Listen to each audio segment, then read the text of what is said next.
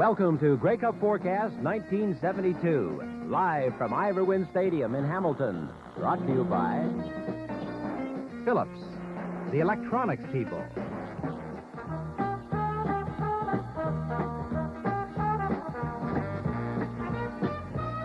By Sun Life of Canada, the Tomorrow Builders.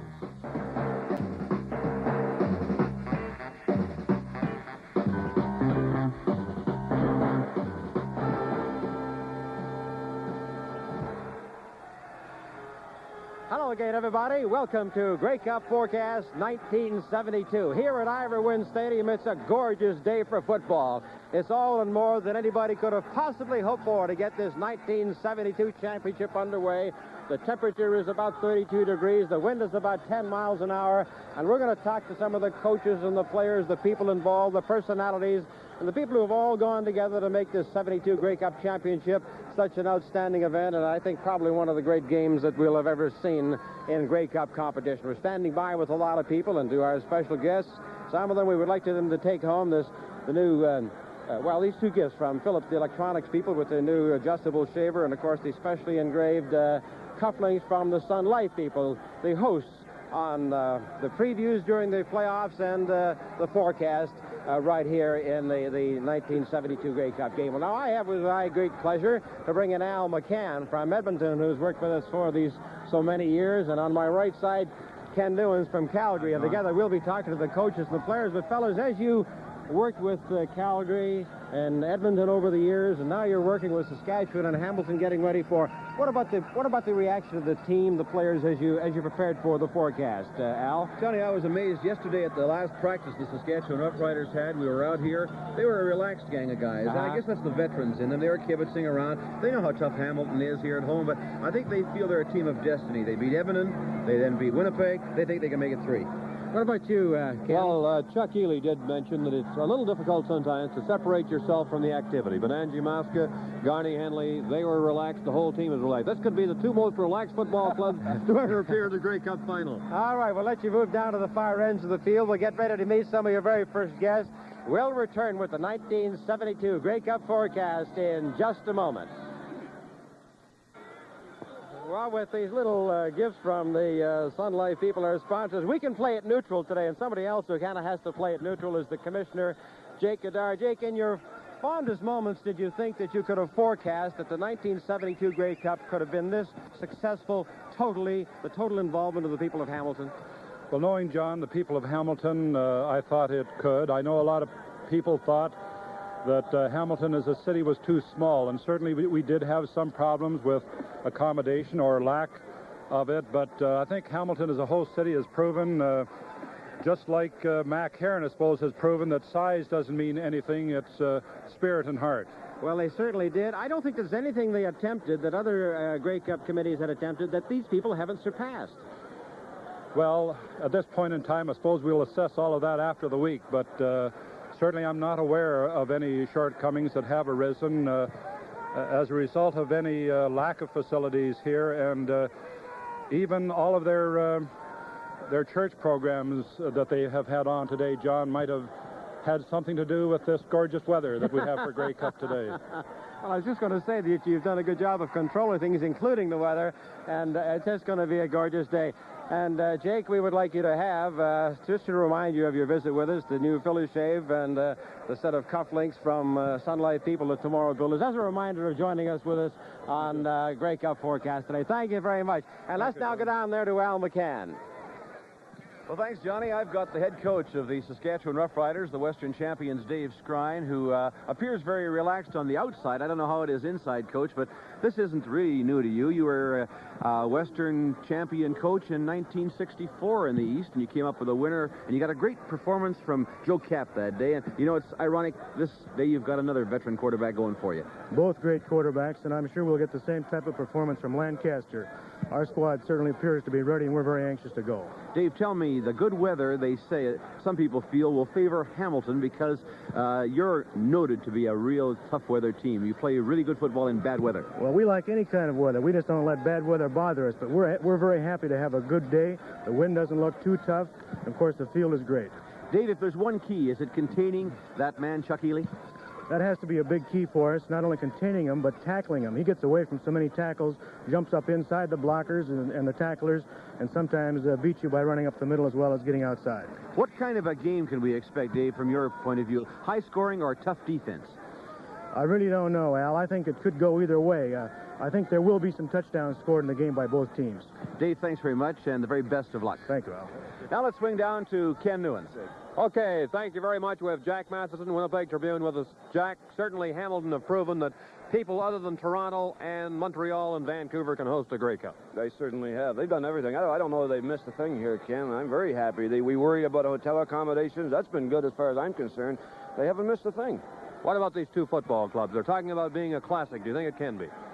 I would think it will be a classic, but you notice, Ken, you're a Westerner. We get the old oversell every time we come down here, and we're getting it again this year. I don't think Hamilton's as good as they think that they are down here, and I think that we have a few things going for us from the Western viewpoint. 35,000 people, though, and the excitement surrounding this Hamilton club is bound to buoy them a little bit, though, isn't it? Well, but they won't have 35,000 Hamiltonians, hopefully, and so it's up to the Western fans to drown them out, perhaps make more noise than they. I think that knowing Westerners, we can probably do that. What about Saskatchewan? Were they lucky against Winnipeg, or are they going to come up big today? Well, they were lucky that Winnipeg lost their poise in the last quarter. That's luck. That's all I know.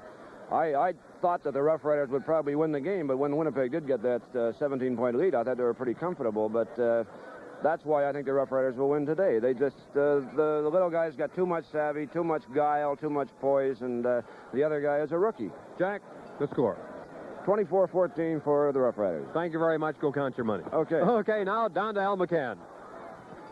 Well, I've got George Reed, the great veteran fullback, at least, of the Saskatchewan Rough Riders. And, George, I was just thinking, standing here, you've played in all kinds of weather conditions and all kinds of fields. This has to be about the best, eh? Yes, it is. For this time of year, the field's in nice condition. We've got good weather here and everything, so we hope that will produce a very good football game today. George, are you one of the players who likes artificial surfaces, or would you rather play on grass? Well, I'd rather play on grass if it was ideal, but very seldom we have ideal conditions, especially this time of year. And this AstroTurf here, I think, is a little bit better than tartan turf, and it really doesn't make what kind of field conditions. I think it's a build up in the head. You have to relax and get used to what you have to play on. George, you've had another super year, over 1,000 yards again. I thought you had a particularly great game against Winnipeg. How do you feel your club is feeling about this game? Do you feel you're as ready as you can be? Well, we're a good football team, and we're all up. We're ready. We're raring to go and everything, and it's just a matter of getting the game on the way and everything. It takes a little while to get these festivities over with and everything, but we're ready to go. Might take a few points to beat this Hamilton club. Well, I think it will. We have to score some points and keep the ball away from them some and everything, and our defense has to play big and everything. We just have to go out and play our game and try to control the ball and score some points. Okay, George, good luck in the game. Thank you. Down to Ken Newens now, who has Coach Jerry Williams. Jerry, how have you been able to keep the football club out of the excitement that surrounds them here in Hamilton this week? Well, of course, you don't want to keep them away from everything, but at the same time, they have to concentrate on the main objective, and that's winning this football game, and I think they've done a good job of it. Have your practices differed any this week than for a normal game? Well, we've had to alter our practice schedule because we're sharing the field with the Saskatchewan. And, of course, the certain functions which are mandatory to make had to alter our practice schedules, but other than that, not too much difference. In 68, when you took the Stampeders to the Grey Cup, you had injuries, but I think your team is pretty healthy today, is it not? Very healthy, yes. We're very fortunate. Do you think that, will you give Chuck Ely, your rookie quarterback, more guidance today than you normally do in an ordinary game? Well, we talk it over on the sidelines in ordinary games, and we'll do the same thing in this game. If I feel a play should be sent in, I'll send it in. Otherwise, he's got it, and then we discuss it on the sidelines and at halftime. Jerry, thank you. Good luck. Thank you. Okay, thank you, Jerry Williams. Now here's Johnny Esau. Okay, and at the beginning of the season, they forecast that Jerry Williams would make a great opportunity and a change for this Hamilton club, and he really has. We'll return with the 1972 Grey Cup forecast in just a moment. And again, we'd like to remind the folks that they'll have souvenirs. The new Philly-Shave, the adjustable one, and the specially engraved cufflinks from Sun Life. And now we're ready to go with more of our special guests. And here is Ken Newens. Thank you. We have Garney Hanley, so I'll turn my Sun Life card to Hamilton right now. Garney, you're just praising this field. I understand it's a receiver's dream to play on this field. Well, I think it's a footballer's dream as far as I'm concerned. It's the footing is just about always good. The only time it will get a little slippery when it's wet, but if you have the right footwear, there's no problem whatsoever. Some of the experts are saying that maybe Saskatchewan's secondary might be their weakest part of their game. Now, you're a receiver. Do you agree with that? Well, I don't think they have too many weak spots, really, but we feel that we can pass on them, and we hope to explore some of their zones and so forth, and we'll have to throw long occasionally and keep them from getting in a little bit too tight. So we feel that there are weaknesses, yes. They wouldn't have the same kind of gung-ho defense that Ottawa had, would they?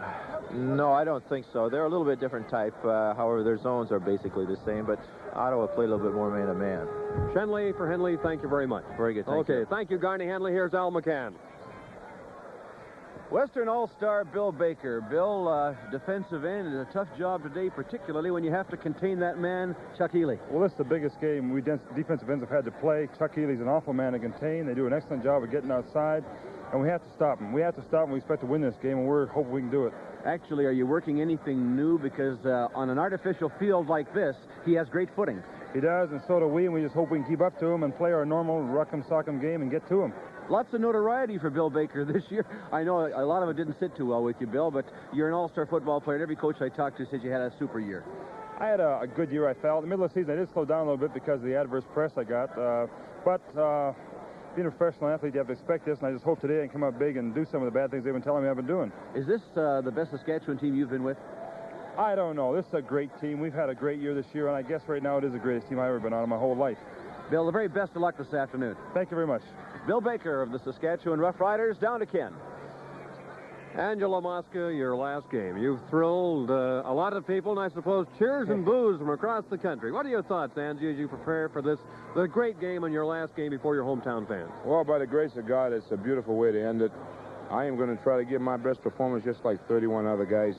I know it'll be a good, hard-fought game. I've always had a lot of respect for Regina.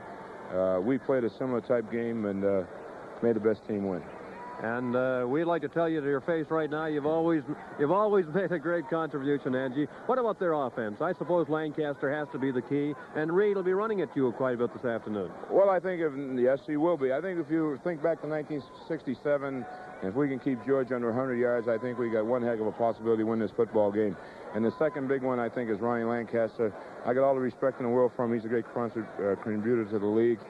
Just a great quarterback and a real smart one, and that's the second that we got to stop. My 7-year-old boy, Michael, wants to know if you really do eat bananas. Well, only when I'm in a cage. Thank you very much, Angie. Now, Johnny Esau.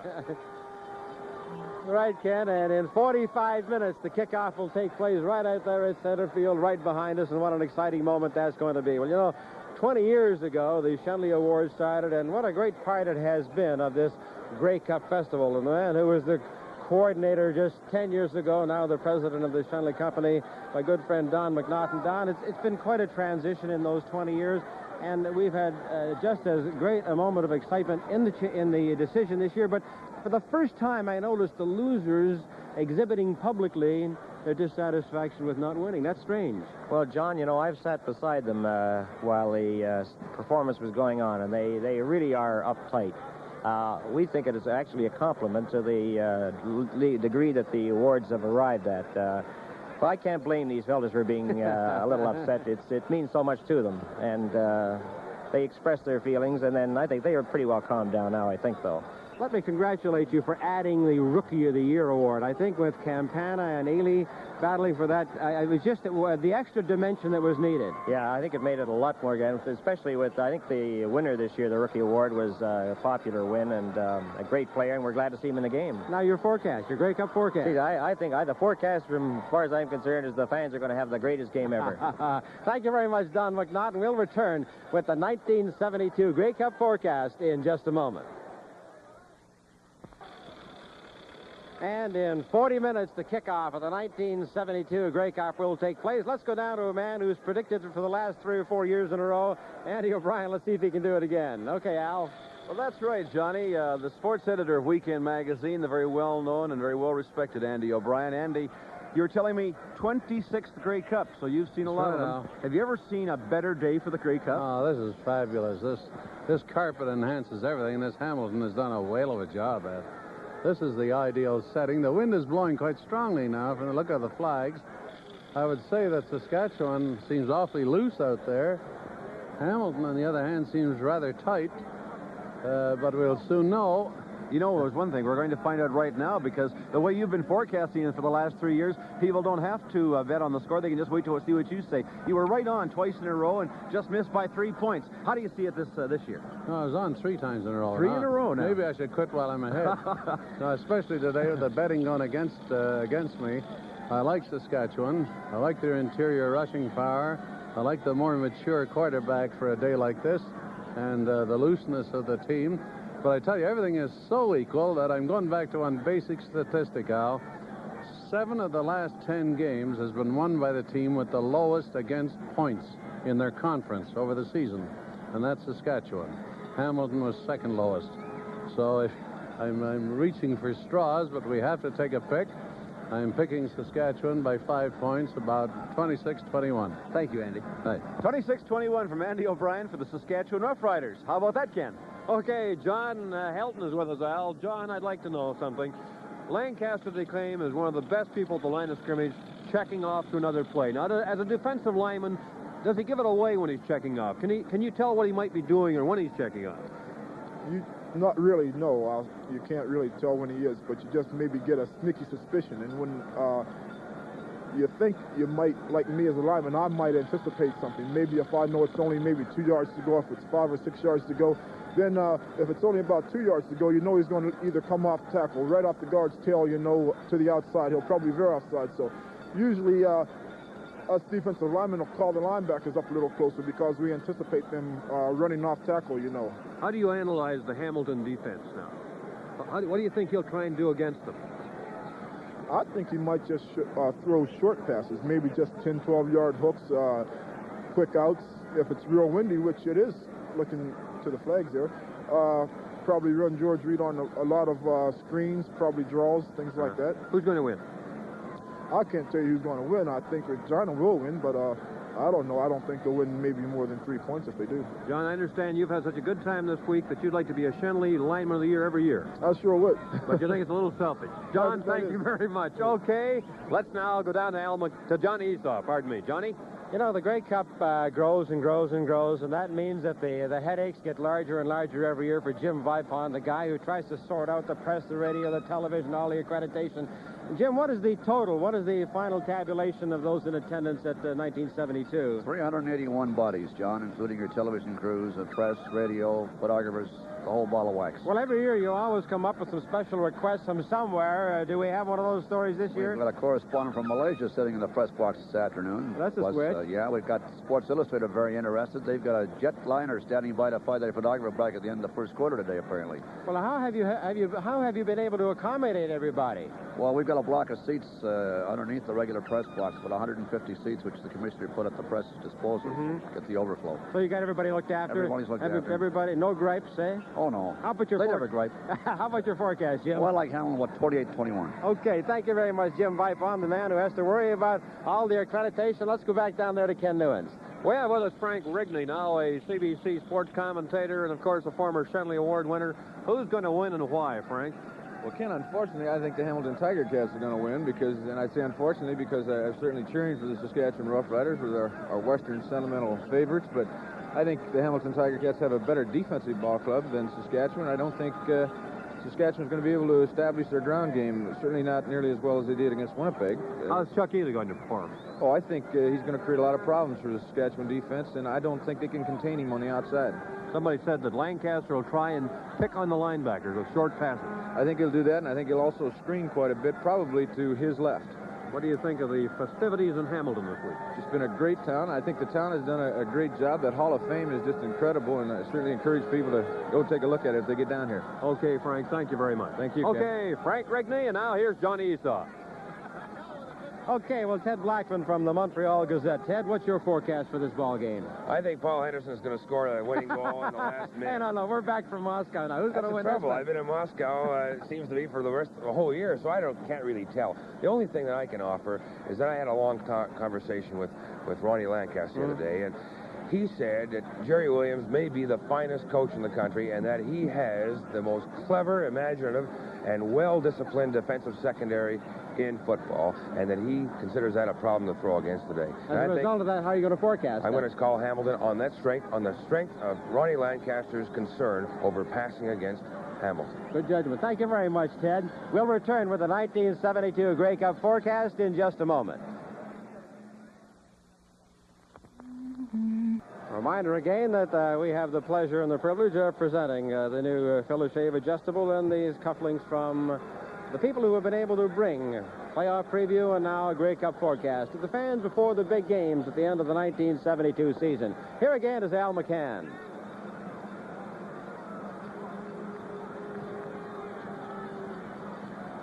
Well, Al is having just a little bit of trouble down there getting set because we've what happened was our cameraman almost got hit by Ian Sutter, who's doing some practicing to kicking. Okay, Al, take it away. Okay, I've got Jim Young, the top Canadian football player, Shenley Award winner for 1972. Jim, everybody's talking about Chuck Healy today, but is it possible that somebody else might be the pivotal person in this game? Well, quarterbacks both ways.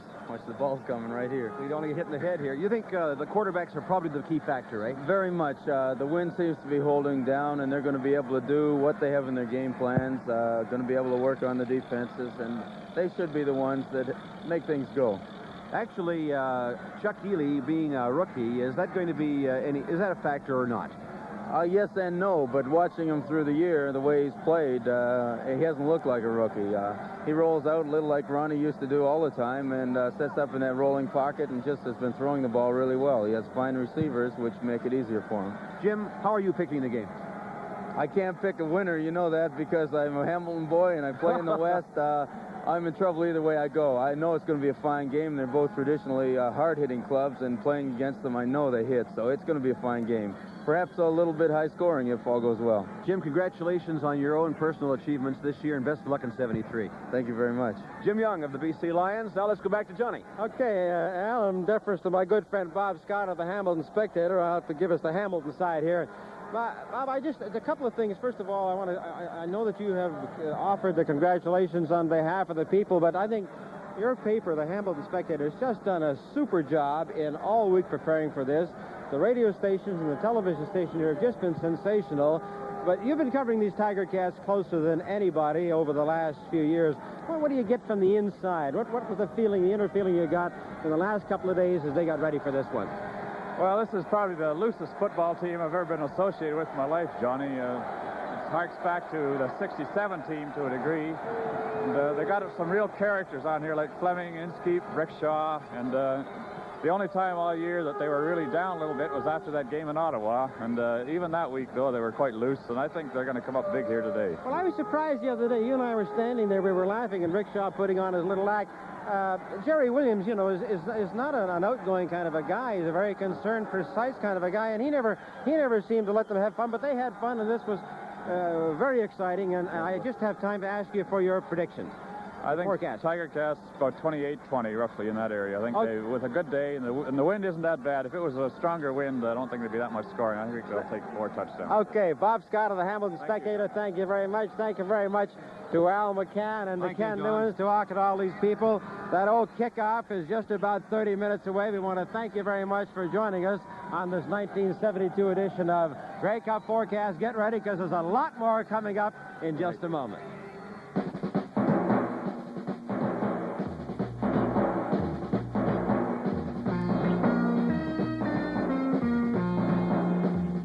Grey Cup Forecast 1972, live from Ivor Wynne Stadium.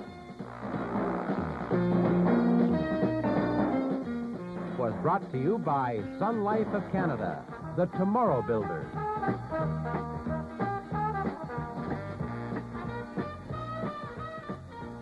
By Philips, the electronics people.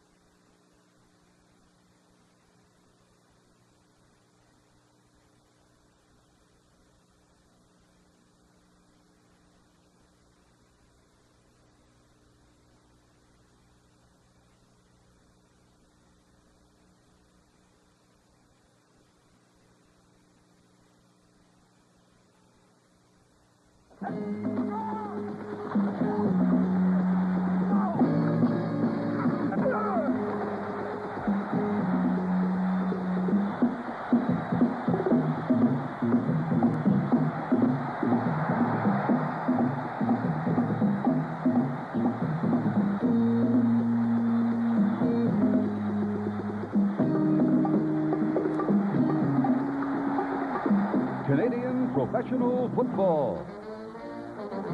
Brought to you by Canadian Pacific, working for Canadians in transportation and resource development.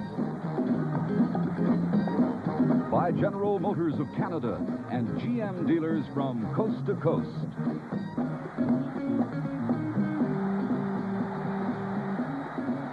By Electra Home, a Canadian tradition for excellence in home entertainment products. By Old Port, Canada's most famous cigars. By Labatt's Breweries of Canada Limited, brewers of Labatt's 50 and Labatt's Blues.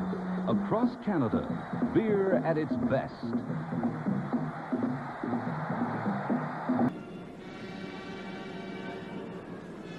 The 1972 Canadian Football League season began July 31st at Ivor Wynne Stadium in Hamilton, and it featured the Saskatchewan Roughriders and the Hamilton Ticats. Who could have guessed that they would be meeting in the national final?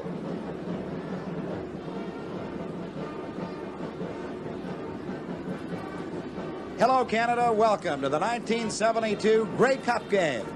I'm Pat Marsden.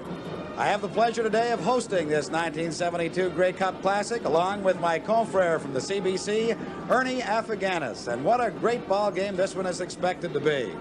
The Saskatchewan Roughriders, led by that great veteran quarterback, Ronnie Lancaster, and the rookie from Toledo who guides the destiny of the Hamilton Ticats, Chuck Ely. A tremendous pregame show we have for you on the field. So let's go down now to Ernie Afghanius.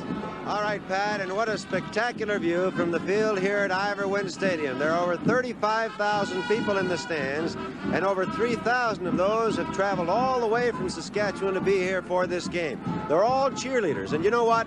Hamilton fans are among the most enthusiastic in North America today, so the sound from below here should be deafening at times during the game. We've got an ideal day. The temperature is 32 degrees. The winds are from the west at 12 miles an hour, and the skies are partly cloudy. There was a threat of snow earlier today, but that has passed by. But the fans here in Hamilton really don't care about the weather. It's fun time in Hamilton. The fans are being entertained by the Western Band, which is the Regina group, and they've been doing an outstanding job.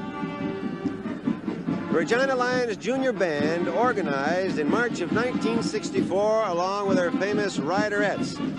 The band here consists of a total of 103 members of boys and girls. We also have the Eastern Band with us, the Hamilton Tiger Cats. Hamilton Tiger Cat Band, which has played just about everywhere in the world today. The youngsters from the Regina Lions Band traveled all the way here by bus to be with us today. The Riderettes. They will play Space Odyssey Fanfare, another opening, another show, a lot of living to do, and that's entertainment.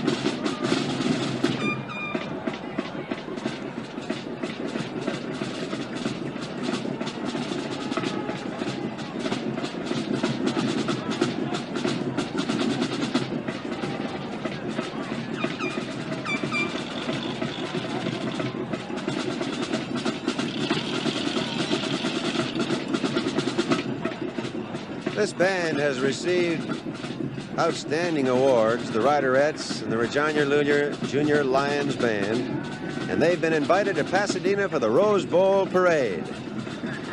Well, as we watch some more of the field action, I think it should be said that not only is the pressure on all of the ball players who will be participating in today's contest, but also on the officials. And we're going to get an opportunity of finding out just who is working this ball game a little later on as we go back downstairs to Ernie Afghani's.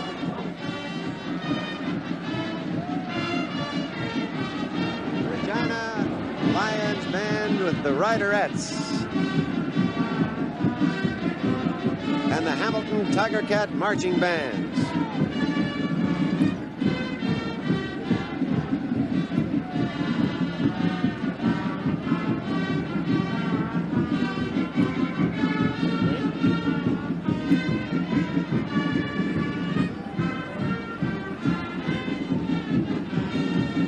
The band director is Robert Mossing. The drum major, Miles Thorson, and the majorette, Wendy Harmon and Brenda Numrick.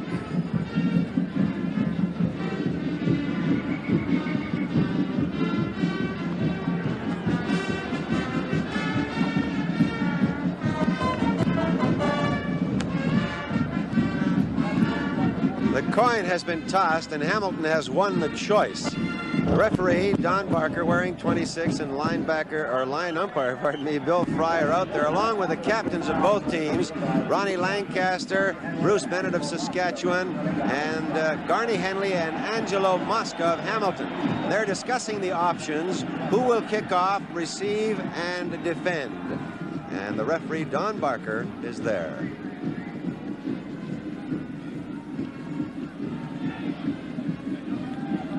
Hamilton has won the toss, so they have the choice, and we'll have the decision in a moment.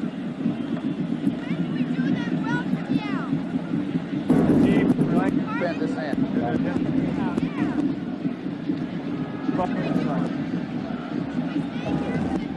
The traditional shaking of hands, and they're ready to play, and they will be in a few moments, and we'll get that official decision.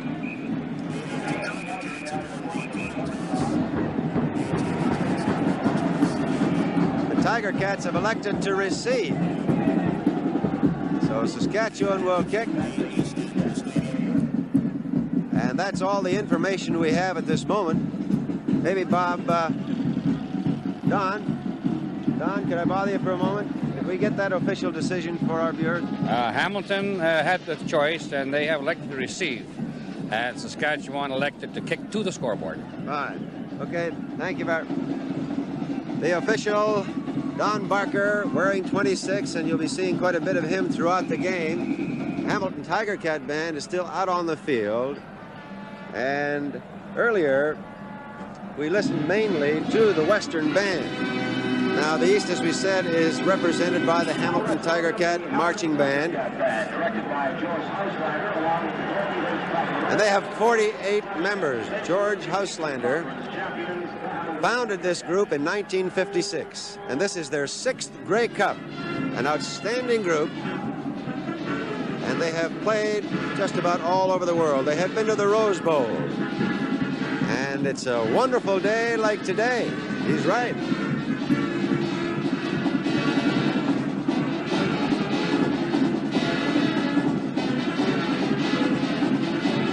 The band is flanked by the Dorothy Hearst Tigerettes and the Betty Feist Flashettes. Flashettes on the right, Tigerettes on the left. Very pretty group of girls that have combined for this Grey Cup opening show.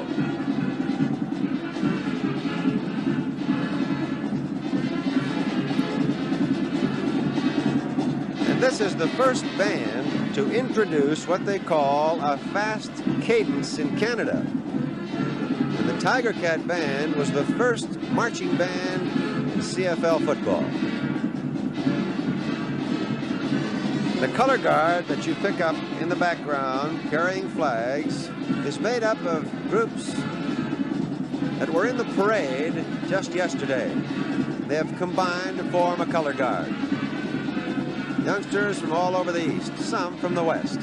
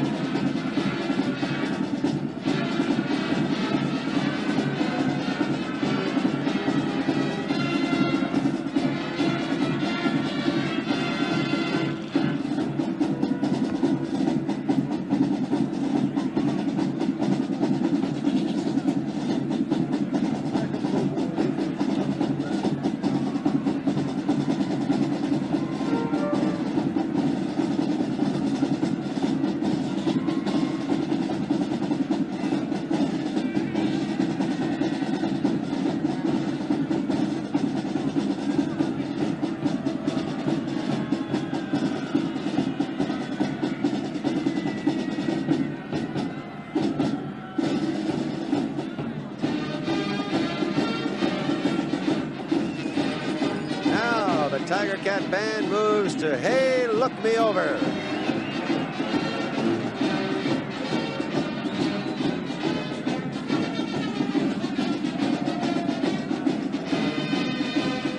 Flashettes and Tigerettes continue with the baton twirling. You know, these young ladies have been out here for the past 5 days working on these routines, and early this morning when it was very cool and brisk. Still going strong, still happy, smiling, enjoying what they're doing here today for this tremendous Grey Cup crowd at Ivor Wynne Stadium in Hamilton.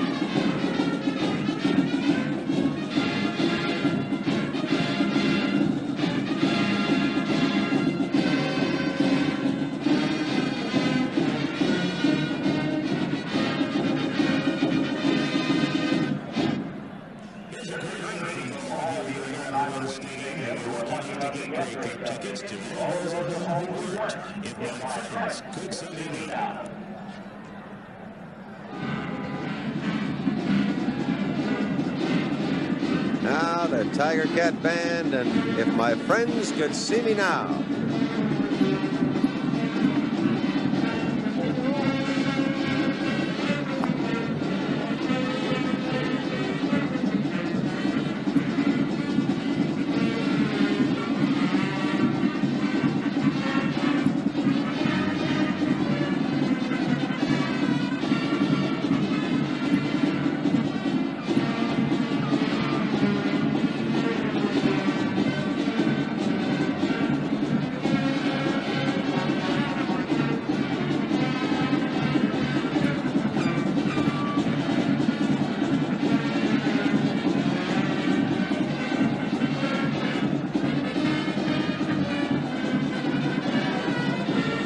Hey, look us over, and if you could see me now. That's what the city of Hamilton has been saying to Canada, and boy, what a tremendous job they've done all week long.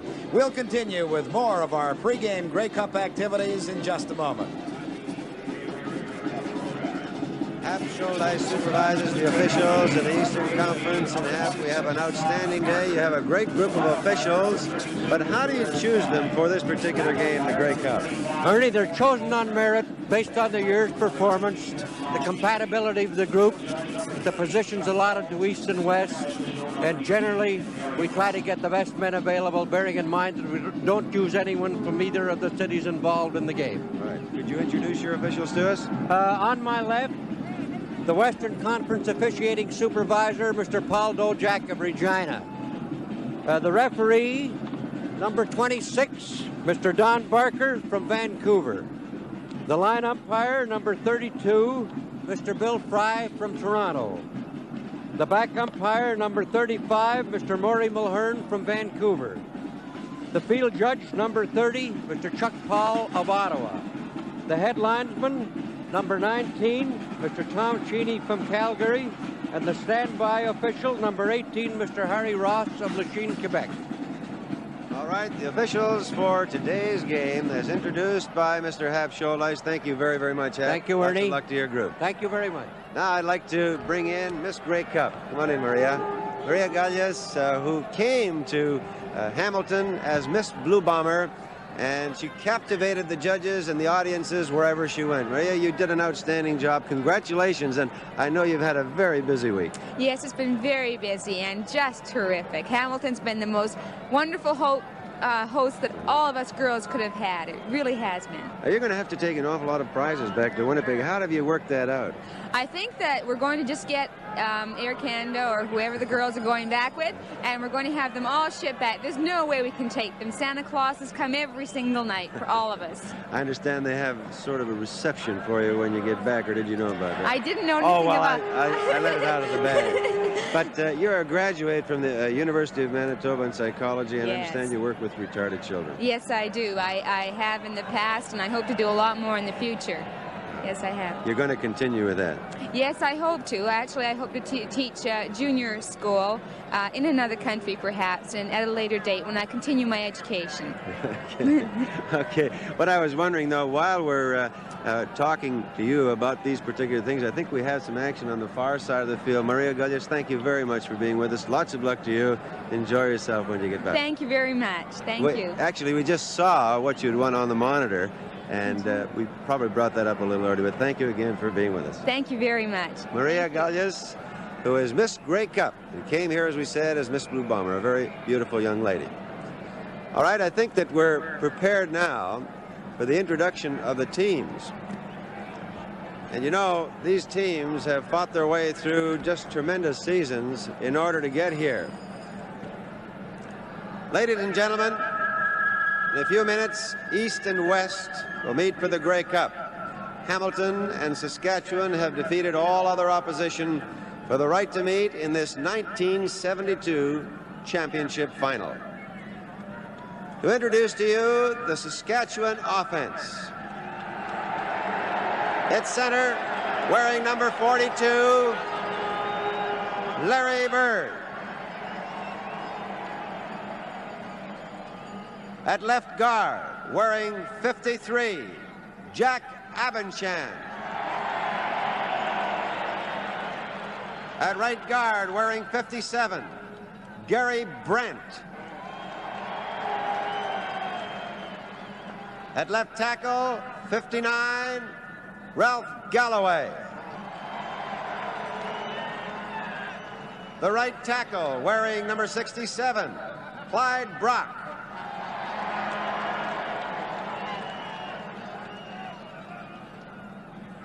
The left end, wearing 12, Bob Pierce.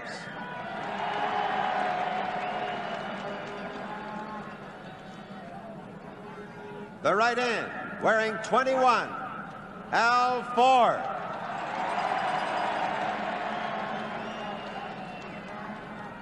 The left half, 17, Tom Campana.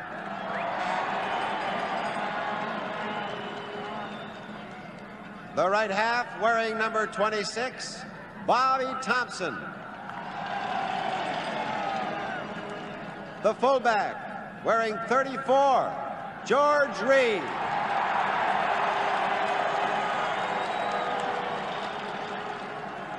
The flanker, wearing number 71, Gordy Barwell.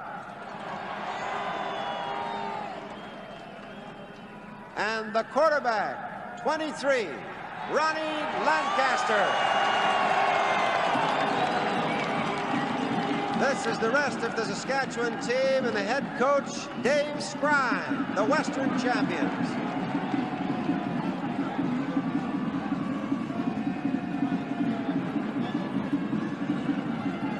Now, to introduce to you the very tough Hamilton defensive squad.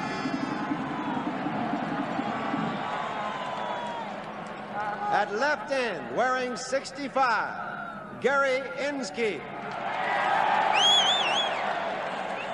At left tackle, wearing 68, Angelo Mosca. The right tackle, 61, Bruce Smith. The right end, wearing 54, George Wells. The middle linebacker, 45, Mark Cosmos. The left linebacker, wearing 70, Mike Bloom. The right linebacker, wearing 14, Bob Kraus. At the left corner, 23, John Williams. At left safety, wearing 17, Rick Shaw. The mid-safety, 25, Al Brenner. The right safety, wearing 23, Gary Sternberg. The right corner, wearing 24, Louis Porter. And the rest of the Hamilton Tiger Cats, headed by Chuck Inney, their coach, and their great quarterback, and the coach, Jerry Williams. Those are the Eastern champions. Well, a beautiful afternoon, a jam-packed stadium, and the national championship on the line. We'll be back with the official kickoff right after we see the rest of the players out on the field as they do their pregame warm-ups. The dignitaries are just about to come out onto the field to join us now, and of course, we are waiting for the arrival of His Excellency, the Right Honorable Roland Michener.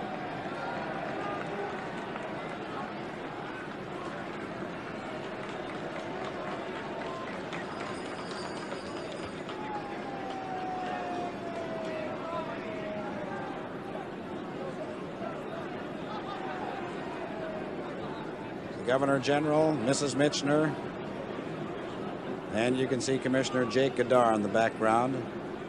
The official party, and in just a few moments, God Save the Queen.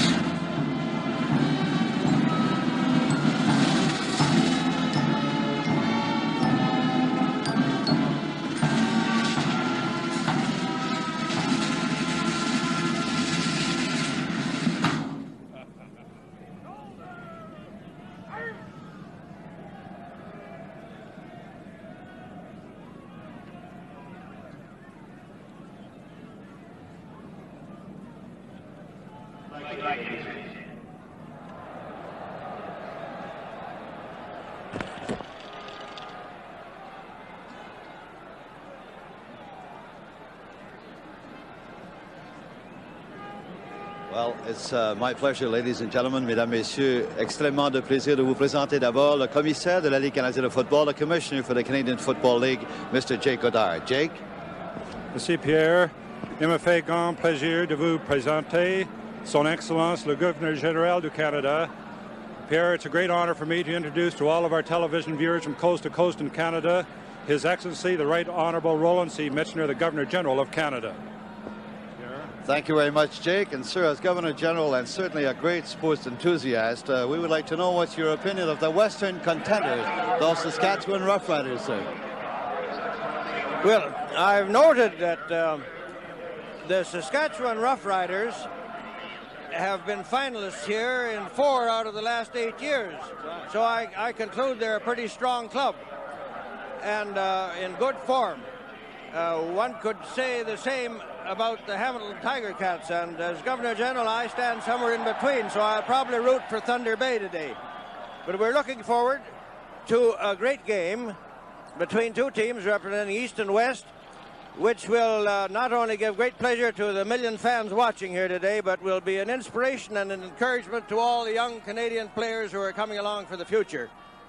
So true, sir. Maintenant, à titre de gouverneur général, si je vous demandais votre opinion des Tiger Cats de Hamilton, les champions de l'Est. Vous savez que je suis en position de neutralité comme gouverneur général, mais j'observe que l'équipe des Tiger Cats de Hamilton sont en très bonne forme. Je pourrais dire la même chose de l'équipe Saskatchewan. Je m'attends à voir le meilleur match de la saison, qui donnera beaucoup de plaisir à tous les Canadiens qui l'écoutent et qui le watch, mais aussi encouragera tous les jeunes Canadiens joueurs de football. Thank you very much, sir, and have a good day at the Grey Cup game. Merci infiniment, Monsieur Jake Goddard. Mesdames, Messieurs, le gouverneur général du Canada, Monsieur Ronald Michener, ladies and gentlemen, the Governor General of Canada, Mr. Michener, and Mr. Jake Goddard. There were many in the stands who felt that "O Canada" was not about to be played. That, of course, is not a fact. It will be coming up in just a few moments. But right now, the Governor General is going to go out and see if he can eclipse the official kickoff record, which is held by the Prime Minister of Canada, Pierre Elliott Trudeau. And that apparently is 32 yards. So Mr. Michener, who's a fine physical exponent of fitness, is going to go out and see what he can do. Accompanying the Governor General is the Commissioner of the Canadian Football League, Jake Goddard, who's testing the wind for him. Also in the official party is the Premier of Ontario, William Davis, the Premier, Alan Blakeney of Saskatchewan, Mayor Vic Copps of Hamilton, Mayor Walker of Regina, Sir Richard Grey, who's the grandson of Earl Grey. And you can notice him on the right side of your screen. I don't know if he's giving the Governor General any advice, but I'm sure he doesn't need it, as he steps off a few paces, and this should be a good one. Because if anybody should be able to get this over 30 yards, I would suspect it would be the Governor General. A little direction from Sir Richard Grey. And there it is, and it's a good one. We'll have the official count for you in just a moment. Incidentally, also out at midfield is the president of the CFL, Bill Clark, Festival Committee Chairman Jack McDonald, and Miss Grey Cup, Maria Gulias from Winnipeg. 28 yards, but I think really the wind must have played a factor in that one because it looked pretty good coming off the ground. Incidentally, the national anthem will be sung by Bobby Curtola, Canada's international singing sensation, and that is upcoming momentarily.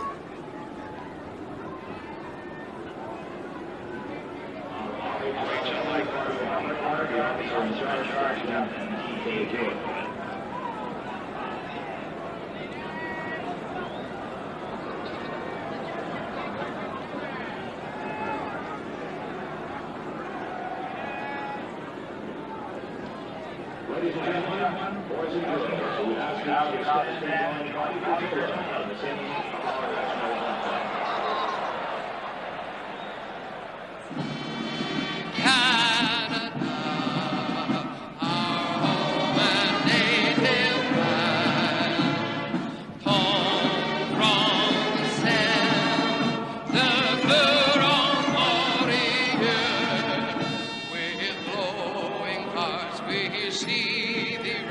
Thou true north, strong and free, for l'histoire est une épopée des plus brillants espoirs. Oh Canada, glorious and free, protégera nos foyers et nos rois.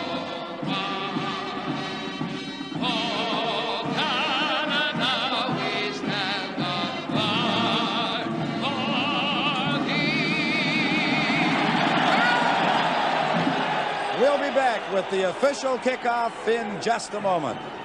The Riders are set, the Cats are set, and so is our broadcast team for the first half from the CBC, Don Chevrier and Russ Jackson. Thank you, Pat Marsden. And Russ, today, a veteran scrambling quarterback in Ron Lancaster. We've seen what he can do over the years. And a sensational rookie in Chuck Ely. And the Hamilton Tiger Cats are set to receive the opening kickoff with Porter and Clark back to receive the kick from number 53, Jack Avanchan of the Saskatchewan Roughriders. This Grey Cup game, 1972, is underway.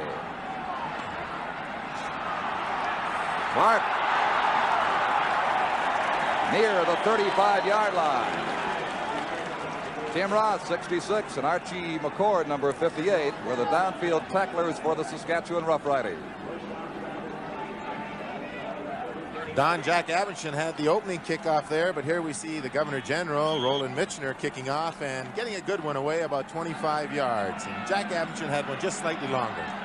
Hamilton, the first play from scrimmage in the game from the 34-yard line.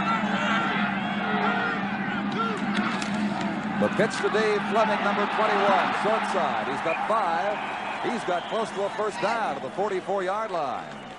Chased out by Wayne Shaw, number 50, on the corner, the linebacker for the Saskatchewan Roughriders.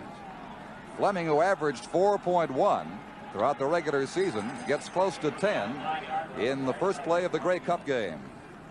Don, you might say that's a bit of a surprise with Dave Fleming carrying the ball on the first play from the line of scrimmage, because Dave Buchanan has been the outstanding ball carrier for the Tiger Cats throughout the regular season and the playoffs. This is second down, half a yard away from a first down. Chuck Ely straight ahead, and he has the Hamilton first down across the 45-yard line. Sound second down call by the rookie Hamilton quarterback, the outstanding rookie player in Canada, 1972. To set the Hamilton offense for you in this game, of course, Ely, 16, is the quarterback. The running backs are Dave Fleming, 21, and Dave Buchanan, number 20. Garney Henley is the flanker, number 26, with the slotback Bob Richardson, number 71. This is first down.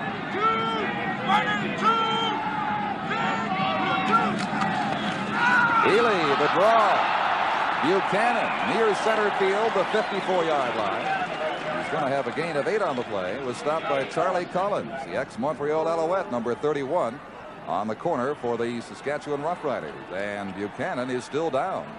Dave Buchanan, the leading rusher in the East, injured on his first carry of this Grey Cup game.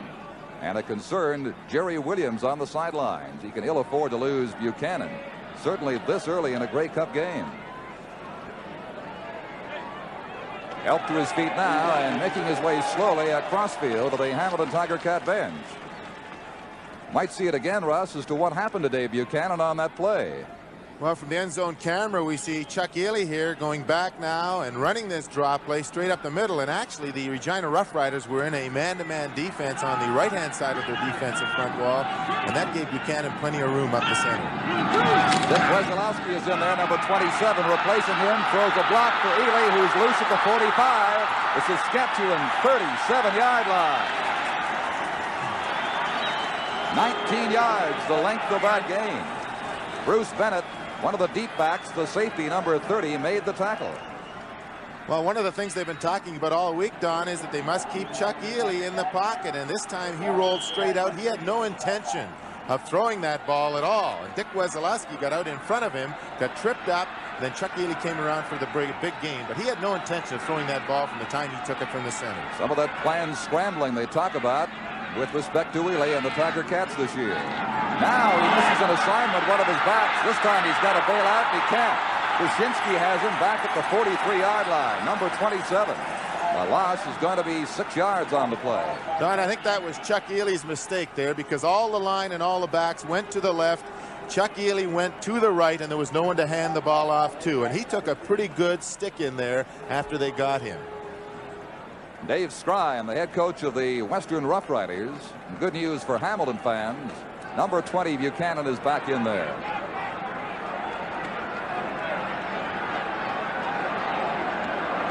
Second down, 15.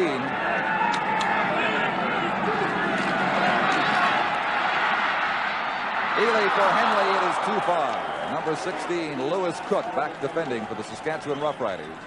It will now become third down and 15 for the Tiger Cats. That was their first pass attempt of the afternoon. Ticats driving from inside their 35 down to the Saskatchewan 42, and now on third down must punt. The Hamilton punter is Bill Van Berkelio, number 10, with a seasonal average of just under 40 yards, 39.1. Steve Moeller, number 19, and Jim Walter, 25, near the goal line. With the wind, a good kick to Walter at the 4. And Walter out near the 11-yard line. 38 yards was Van Berkelio's kick, and Jim Pappai, number 51, made the stop for the Hamilton Tiger Cats, and Walter is still down. Some injuries early in this Grey Cup game, one each way. Buchanan came back for Hamilton, And now Sandy Archer, the veteran Saskatchewan Rough Rider trainer, administering to Jim Walter, number 25. Well, Don, they talk about field position in these important ball games, and last week in the semifinal, or the final game, the second game of the finals, the Hamilton Tiger Cats did exactly as they've done this afternoon. They received that opening kickoff and they marched that ball out of their own end and then punted the Ottawa Rough Riders deep in their own end, and were able to maintain them in their end throughout the remainder of the ball game. And this field position again today is going to be a very important factor. Jim Walter's okay, just winded out to the bench. This is Ron Lancaster with Saskatchewan's first play of the game. Bobby Thompson can't get outside at the 12. He's contained with a gain of 1 yard by George Wells, number 54, from New Mexico State, and of course the Toronto Argonauts, playing in his second consecutive Grey Cup game, last year with Toronto. Another injured player out there. The score is Saskatchewan nothing and Hamilton nothing, and the 1972 Grey Cup game continues in just a moment. The injured player was Jack Avenshan for the Saskatchewan Rough Riders, their starting left guard, and now Archie McCord, number 58, has come in to replace Avenshan for at least this one play coming up. It is 2nd and 9 at the 12-yard line of the Saskatchewan Rough Riders. Campana and Reed lined up behind Lancaster.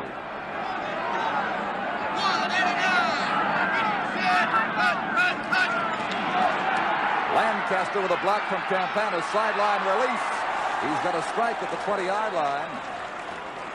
That was Gord Barwell, number 71, stopped by Lewis Porter, number 24. The gain is 8. And they appear to be just shy of the first down, about 1.5 yards away as they now mark the ball near the 20-yard line. So 3rd down, 1.5 yards to go, Rough Riders. This will send Clark 15 and Sternberg, number 33, back in the punt return combination for the kick from the Saskatchewan Rough Riders, Bob Pierce, number 12.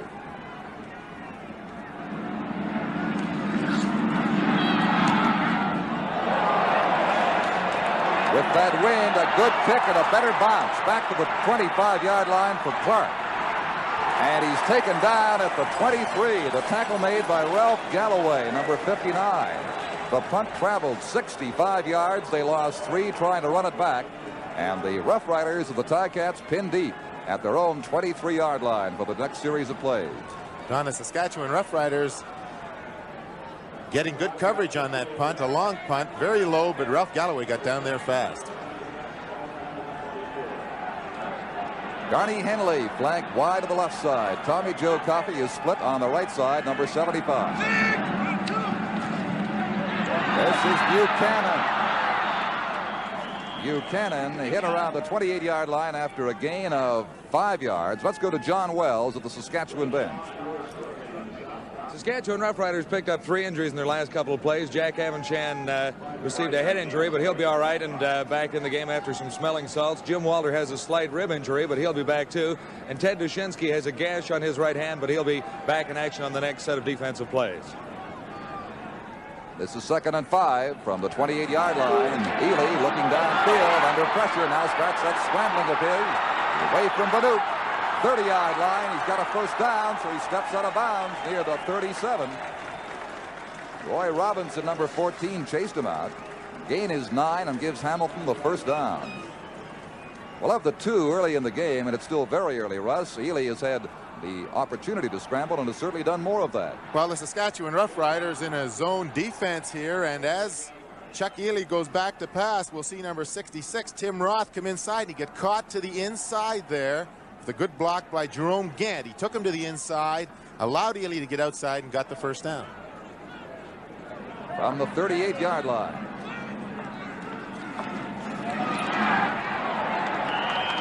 Gain will be about 2 yards.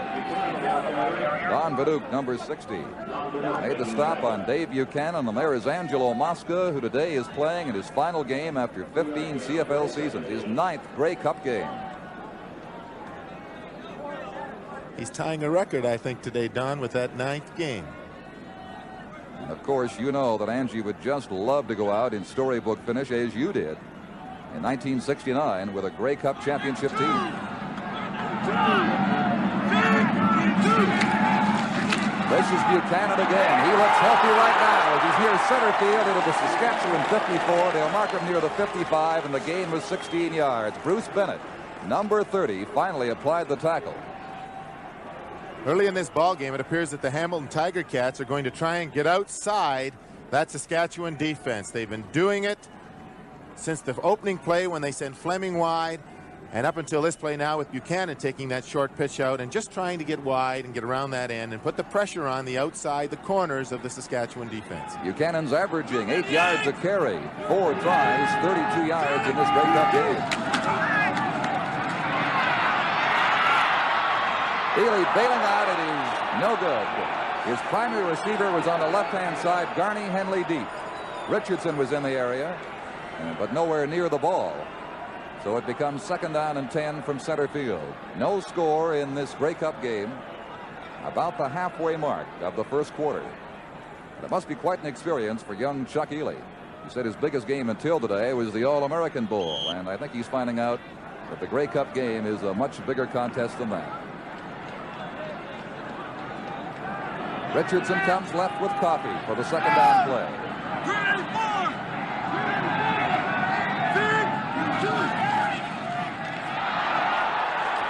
That one broken up early. Bill Baker, number 65, that aggressive defensive end for the Saskatchewan Roughriders, caught Buchanan for a loss of 2.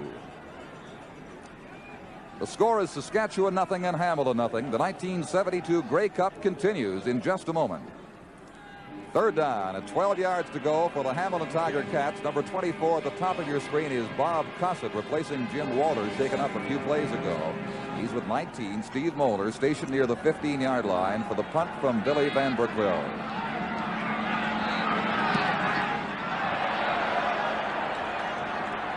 Cossett up to the 19-yard line. A 4-yard return met by Gord Christian, 72, and Tony Gabriel, number 77.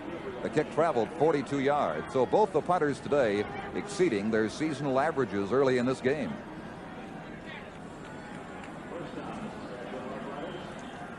Seven minutes and 10 seconds to play in the opening quarter. And Avanchan is back in for Saskatchewan. That's good news for the Western champions.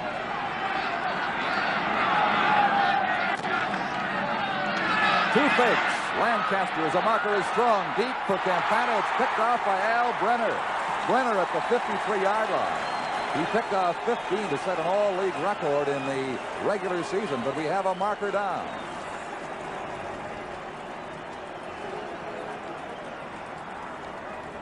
Lancaster faking to the back now and trying to run Campana down the seam with the Tiger Cats in his own defense, but Al Brenner, number 25, who's been doing it all year, moved in front of Campana, and Lancaster actually didn't throw that ball far enough, and Campana made the tackle.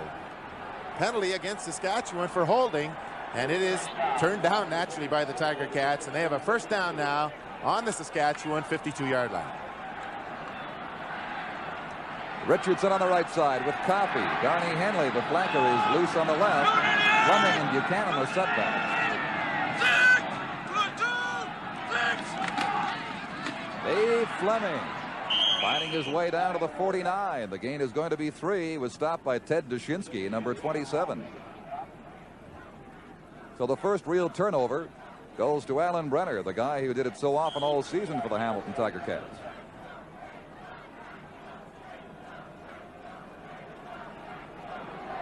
He picked off 4 in one game, the last league game against the Toronto Argonauts.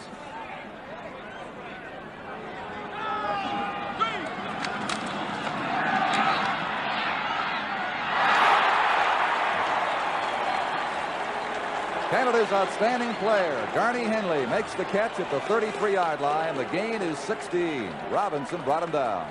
Well, Garney Henley just lining up outside Dushinsky, and he faked a little to the outside, came into the middle on a bend-in pattern, and found the slot between that outside halfback and the deep safety. But we didn't see in that isolation Dave Buchanan, who lined up in the backfield, came out into the flat, and he ran across Dushinsky's nose, and he forced him to stay to the outside.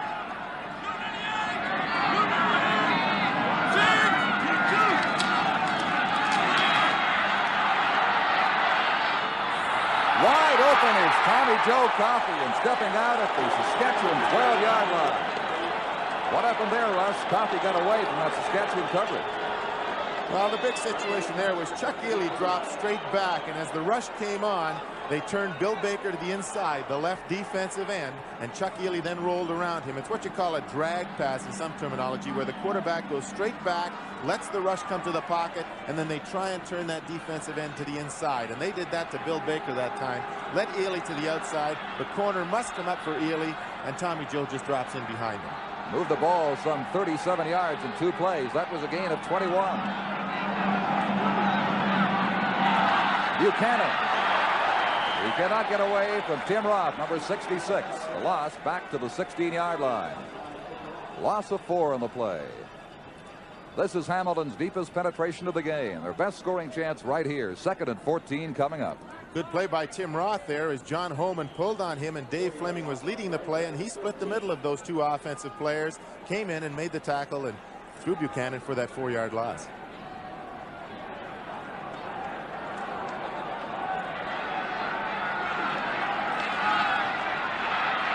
Five receivers downfield. That is a touchdown for Dave Fleming, number 21, as the Saskatchewan Roughriders protested. But the official right there said he was inbounds when he made the catch, and that's what counts. Just a great catch by Dave Fleming here, who went down with Roy Robinson, number 14, covering him man on man. And he turned to the outside and had Robinson turned a little to the inside. He had Robinson turned in, and it was questionable whether he caught the ball inbounds or out of bounds. And the official right down the line called him inbounds for the first scoring points of the game. Ian Sutter will attempt the point after for the Tiger Cats.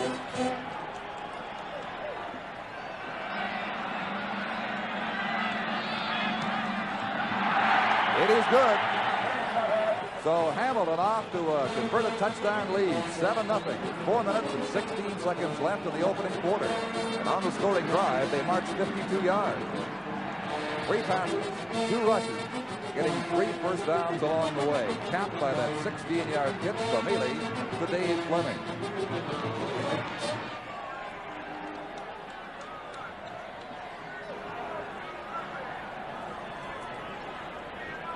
$7-0 Hamilton.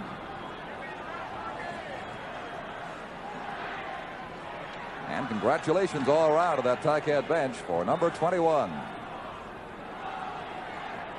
Ian Sutter getting squared away for the Hamilton kickoff. Tom Campana, 17.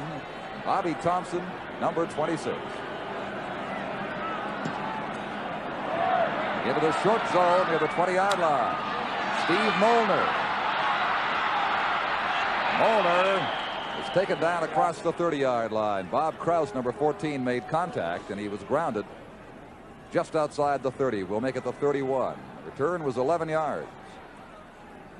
Don Krause is a little shook up out there. He made sort of a head-on tackle on Molnar, and he's not that small, Molnar. He ran right over him, and Krause was a little slow getting up, but he's staying on there. Saskatchewan still in search of their first down of the game.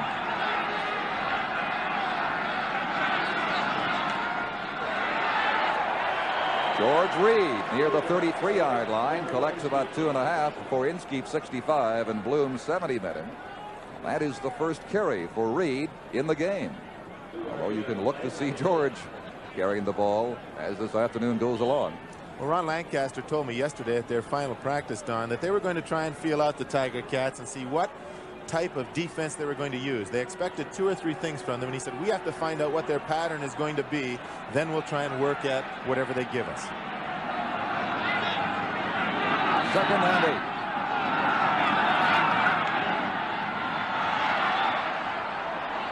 Open is Barwell, and he steps out ahead of the first down marker. This will be Saskatchewan's first down of the game. 9 yards was the gain.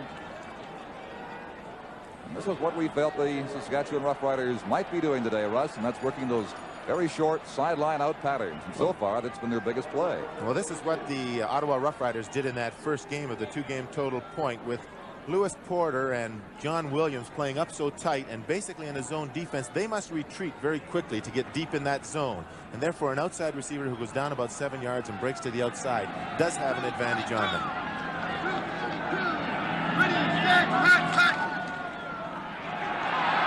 Campana's slipping, getting just back to the line of scrimmage.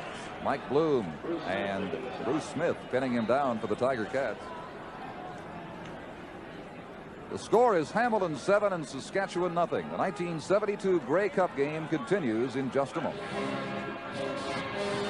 And these exuberant fans from all parts of Canada, but certainly the largest number from the immediate Hamilton area, out in force to cheer on the Tiger Cats, and there's always a great advantage in playing a Grey Cup game at home. Winning a Grey Cup game at home, that's something else. Ron Lancaster, 2nd and 10, 42-yard line at Saskatchewan. Marker has been thrown. This was George Reed. He did not have the first down. He was tackled at the 48-yard line by Lewis Porter. Let's go down where we wait the flag to Bob Moyer at the eastern bench. Don, I was just talking to Dave Fleming after he caught that touchdown pass, and he said that Saskatchewan defense has so much respect for Garney Henley that it made it easy for Dave because they froze on Henley and he went down there. And then Dave said, you know, the next time we're in that situation, I think what they might do is go to that other guy, the guy who won the big award. All right, Bob, for the second time in this game, Saskatchewan has been called for holding. It has been declined this time by the Hamilton Tiger Cats, so it leaves the Riders 3rd down with still 4 to go from their own 48-yard line. The first time they had the penalty, Alan Brenner made the interception, and of course it stood. The Tiger Cats sending back Sternberg with Clark inside their own 15-yard line.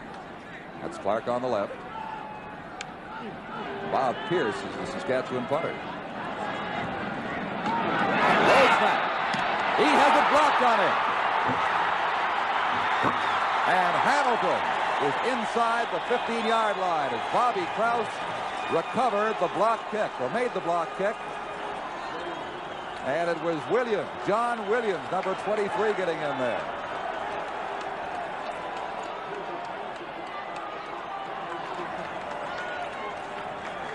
Here we see this block punt. We don't see the low snap that Bob Pierce isn't getting. The ball bounced to him. He fielded it, and then it was blocked now by Krause, number 14, and John Williams, who was coming in from the left side, picked it up, and Pierce made the tackle. And he was complaining that he took the ball away from Williams. But here we have the second big break for the Hamilton Tiger Cats. 1st and 10 on the Saskatchewan 15.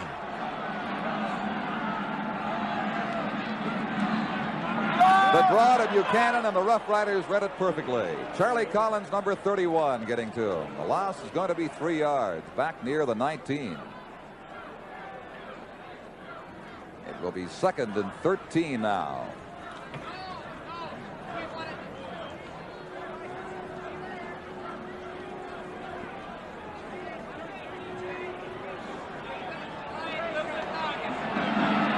Baker, Banuk, Perdoni and Robb all dig in.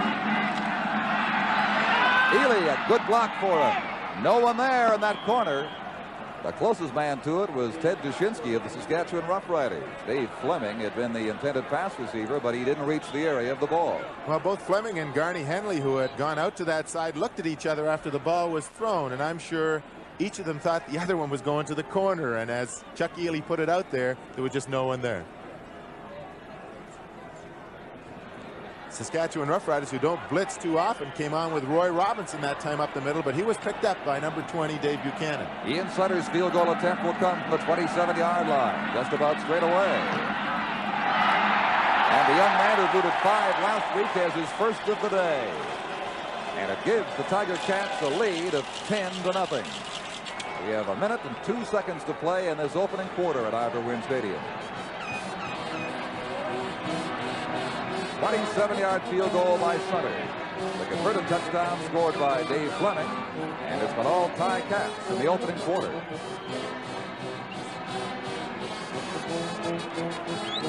The Riders have first down from their own 35-yard line. Barwell is set wide on the right side. Campana is out left. Thompson now in motion left, number 26. George Reed has the ball with a 5-yard gain at the 40. Met by Mike Bloom, number 70. Reed's second carry of the game. Here's John Wells again. Thanks, Don. Jim Walter was injured for the Saskatchewan Roughriders early in this game. Has now gone to the dressing room. Apparently he's got some bruised ribs, but the doctors aren't taking any chances, so they're going to go in and take a closer look in the dressing room. It'll mean Cossett will be running back punts for the Roughriders. All right, John, this is second down from the 40-yard line, and 5 to go for the Roughriders.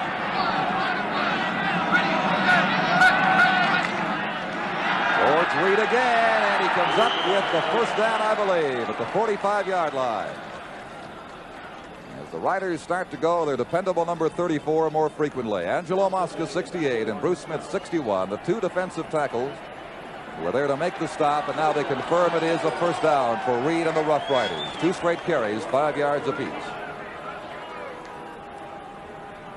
Clyde Brock working on the right side against Inskeep and Angelo Mosca, and Ralph Galloway, the other offensive tackle, trying to clear things on the left side against George Wells and Bruce Smith.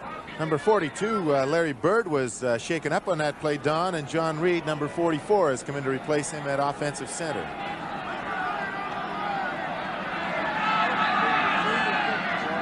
That was Saskatchewan's second first down of the game.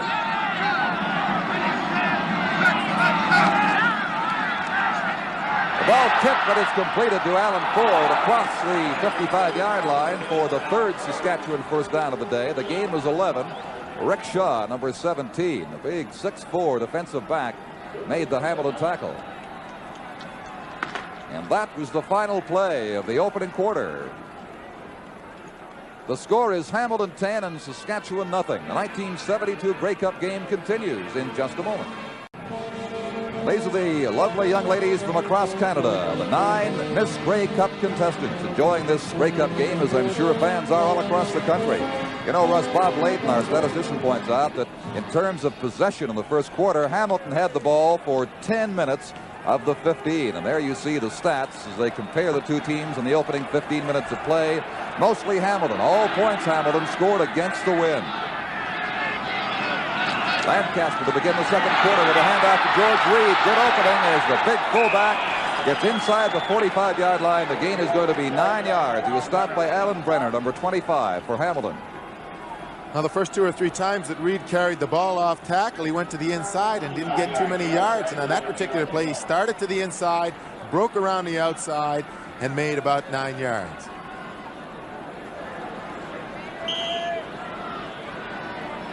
With 1 yard to go, Don, the Saskatchewan team now going to their short yardage offense. They bring in those big backs, and you don't know which way Reed's going to go, but 90% of the time he's going to get the ball.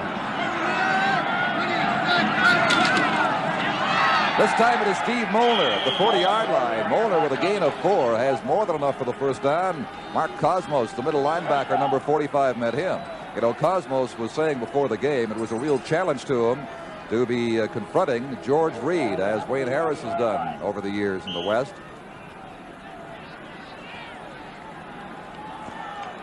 It's Ted Dushinsky there at the Saskatchewan bench, putting that hand in ice.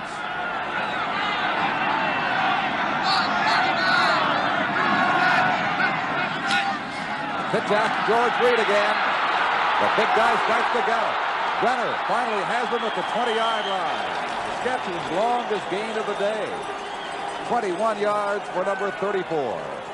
Well, a good call by Ron Lancaster that time, because the Hamilton defense was in more or less a split 6 defense. They've got 2 linebackers, both Bloom and Cosmos, on the inside. And once they got Reed outside, they had a lot of running room, because John Williams didn't have Mike Bloom out there on the corner. He came up to turn it up, and Al Brenner was well downfield and didn't come up fast enough. From the 19 of Hamilton, Saskatchewan's best scoring chance of the day, right here.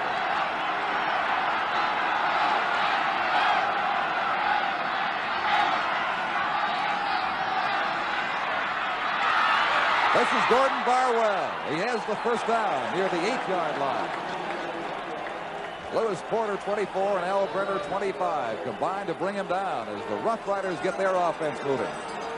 Well, the Hamilton defensive backs have been playing off about 12 yards on the Saskatchewan receivers, and the short pass plays are going to be successful for Saskatchewan as long as they continue to play off. That time, Ronnie Lancaster almost overthrew Barwell, but he made a good catch and got the first down.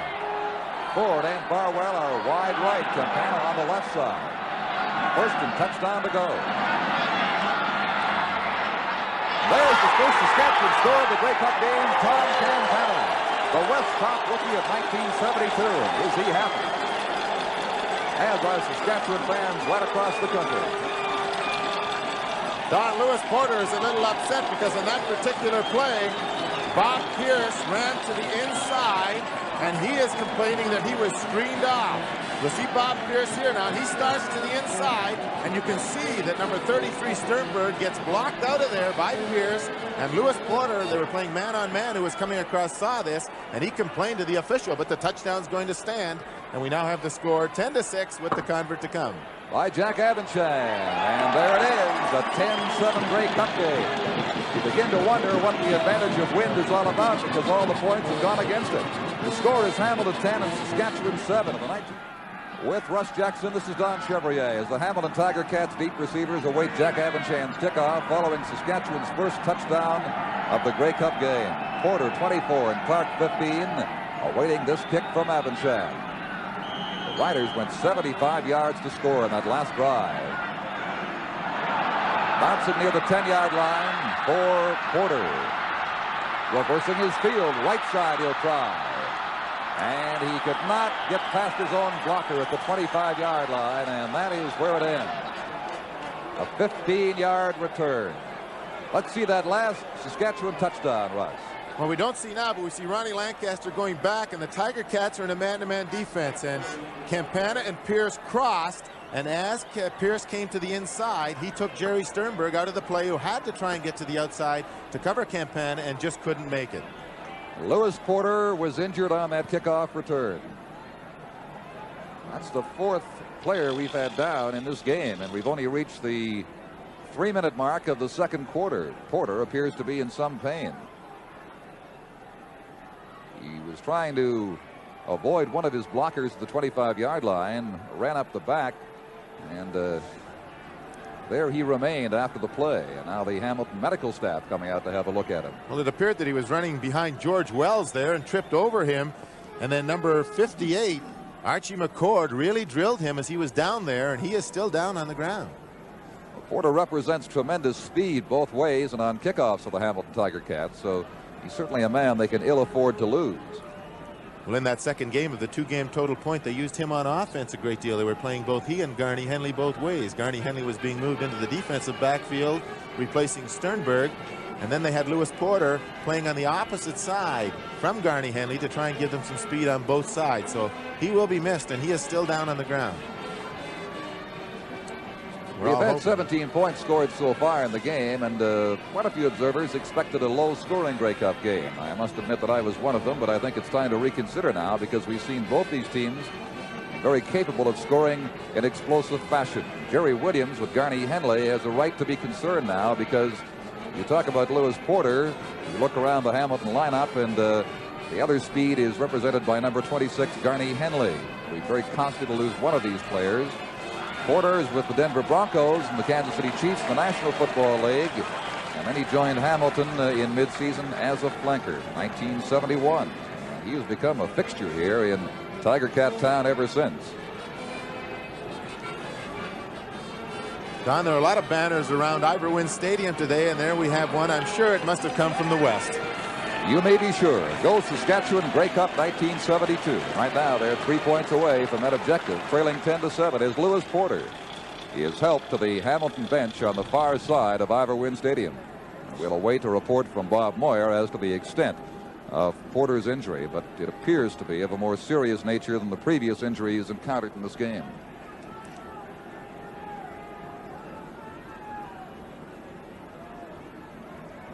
They played 2 minutes and 50 seconds in the second quarter. And as we mentioned previously, all the points, oddly enough, have come against the wind. Tiger Cats coming out for their first down just short of their own 25-yard line.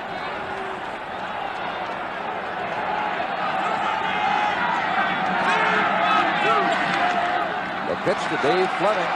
Fleming has no gain. Stopped by the Saskatchewan Roughriders charging linebacker Charlie Collins, number 31, who covered the outside very well and didn't give him a chance to make a break on it. 2nd and 10 to come. Well, the success naturally of the Hamilton Tiger Cats was running that short side, and that time they weren't able to do it. There we see Lewis Porter being looked after by the team doctors of the Hamilton Tiger Cats, Dr. Jim Charters.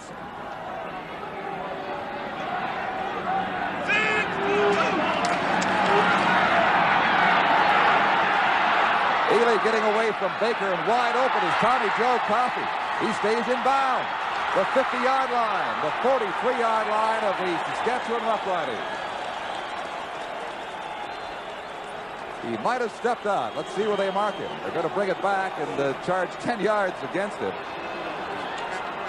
Back at the 47-yard line, it's more like 20 yards. The gain is going to be 24. The Saskatchewan Roughriders on that play were in a blitz with Steve Swiatek, the middle linebacker, coming on. And number 65, Bill Baker, again led Chuck Ely to the outside. The pressure had been put on up the middle by the middle linebacker. And in a situation like that, you don't want to let that quarterback outside. And once Ely got out there, Tommy Joe Coffey was all alone. Very close as to whether he stayed in bounds. They said he did not, so it's from the 47-yard line. Ely looking. Then the short pitch to Richardson.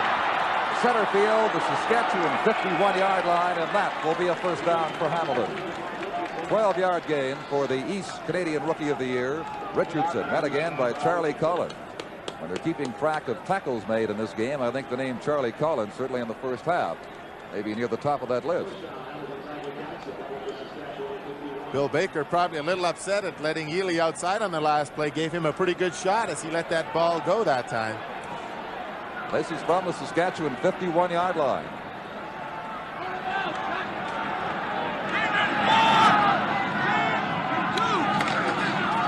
Dave Fleming away from one, and then surrounded at the 49-yard line. The gain is going to be 2. Rock Perdoni made the stop. Let's find out more about Lewis Porter now from Bob Moyer.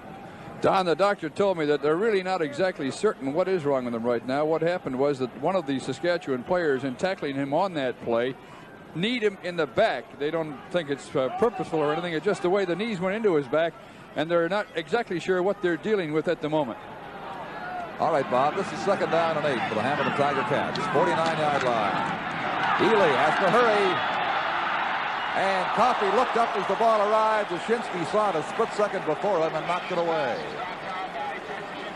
But both the receiver and the pass defender were really unaware of that ball's presence until the last second or so. Well, Jashinsky made a great play there to knock that ball down, but the interesting part of that particular play was that Steve Swiatek, the middle linebacker with Saskatchewan in a man-to-man defense, had coverage on Dave Buchanan. We don't see him coming out here, but he has to cover Dave Buchanan. But here we see Tommy Joe Coffey and Jashinsky going up, and Jashinsky knocking that ball down. But that's a quarterback's dream, to get that middle linebacker on one of your fast backs. But Chuck Ely didn't pick that up. Ely now 5 for 9 on a total of 89 yards in passing in this game as Van Berkelio kicks on third down.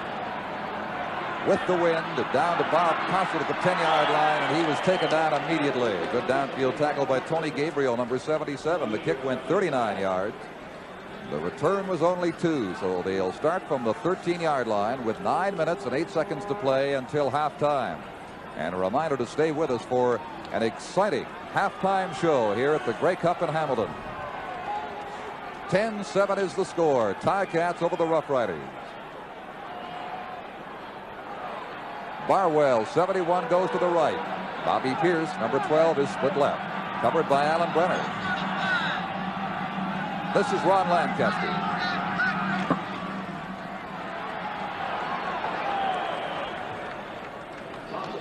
And that was Thompson getting across the 15-yard line to about the 60. The gain is 4 yards. Met by Gary Inskeep, 65. Don, the change with Lewis Porter out of there. Garney Henley has now gone into the defensive backfield and is playing that free safety where Al Brenner usually plays. And Al Brenner has now moved out to play that right corner spot. So Henley is certainly going to have to show what he can do both ways as Canada's outstanding player. Second down, Lancaster, a marker's thrown, wrong pass. Brenner's got the ball and the interception. No one there to stop him. He's into the end zone. Let's see what the marker was all about. Don, I think that George Wells jumped offside. That will bring it back. It will be no touchdown. George Wells just jumping across the line of scrimmage ahead of that play. And they're going to mark it around the 21-yard line and resume play from there. But what a break that would have been. Brenner in open field making an easy interception. And there is the offside indication from referee Don Barker against the Hamilton Tiger Cats. Well, that's one of the plays you think you can run when you've got Porter and Williams out there. But again, here we have a situation with Al Brenner out there. And here we have George Wells going offside on that play, and he stayed down on his knees for a long time after that. But Al Brenner plays that corner a little different than Lewis Porter, and he was there when that pass was thrown. For the first down again, George Reed, the 29-yard line. They were second down and 2 to go after the 5-yard penalty. Reed gaining 7. Garney Henley back there on defense, made the tackle on Reed.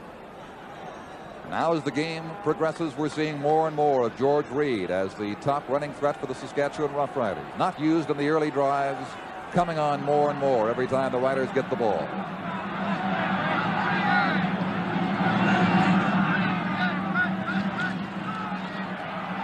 Gordon Barwell right through his hands, the 35-yard line. Barwell looking for his 3rd catch of the day. The score is Hamilton 10 and Saskatchewan 7. 10-7 it is for Hamilton. And Ron Lancaster, emphasizing the short pass, has been good on 6 of 8 for 52 yards and the 1 touchdown, as Lewis Porter talks with Dr. James Charters of the Hamilton Football Club. Porter has not returned since his injury. This is 2nd and 10. Big charge on Lancaster, just got it away, and Henley was the closest man to the ball. Lost balance, couldn't make the interception. So it goes to 3rd down as Lancaster's completion average goes to 6 for 9 now. Garney Henley having a real workout since that injury to Lois Porter. Here's Bob Moyer once again. Don, with Lewis Porter, the story is that he will go back into the ballgame. All they want to do is make sure that he's all right before he goes back in, and what they certainly don't want to do at this moment is use the designated import, who is Bill Van Berkeley. If they did, then Porter would be unable to return, but he will get back.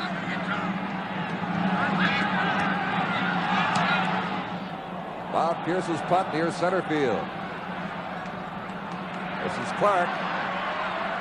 And at the Hamilton 52-yard line, Clark is taken out by Ralph Galloway, number 59, and Archie McCord, number 58.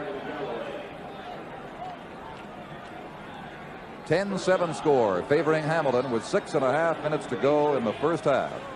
And some Hamilton support from Smooth Rock Falls. Where's that? You had to ask me that, didn't you? Where till I get my map here?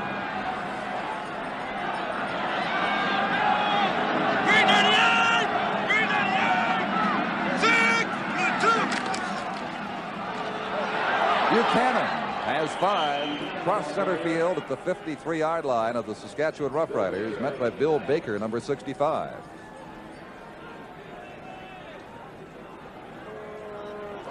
The Saskatchewan linebackers, Don, are jumping around a fair bit in there as Chuck Ely comes up on the ball, especially Steve Sweetak and Chuck Collins, numbers 51 and 31 respectively.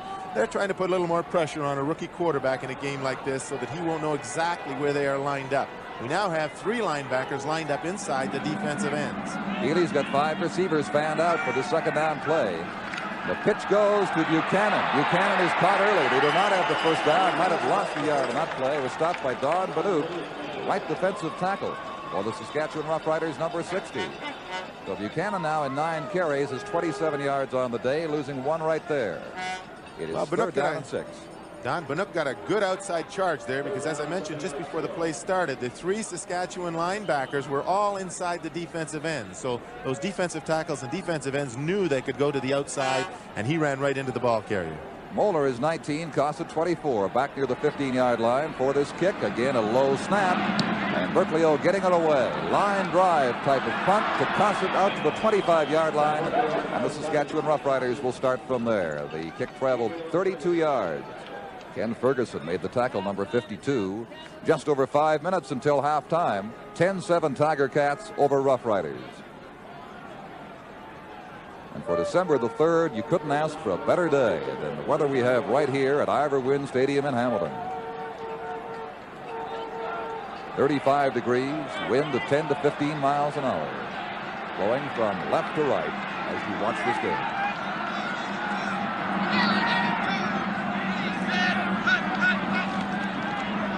Lancaster out to Alan Ford. This should be a first down as they mark him at the 35-yard line.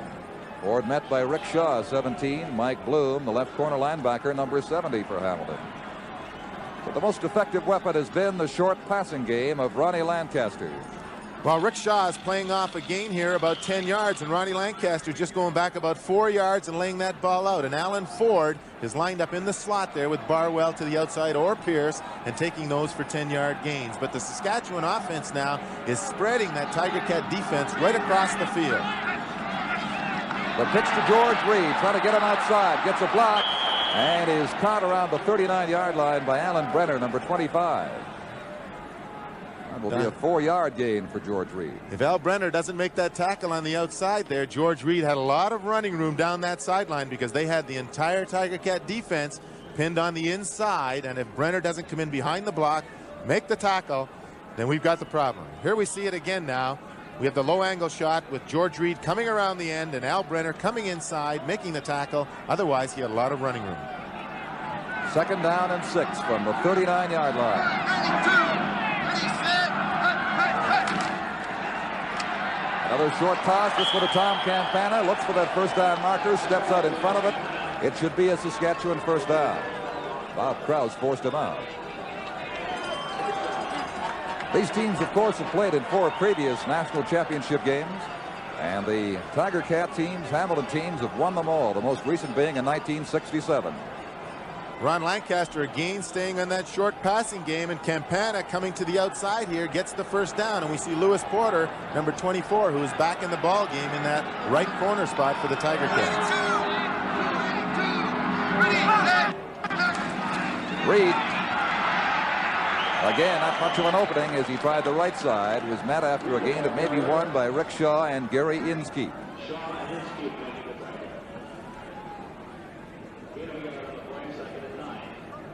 And characters of all types here in Hamilton. He's got more ribbons on than the guy selling souvenirs had in downtown Hamilton. I wonder who he's cheering for.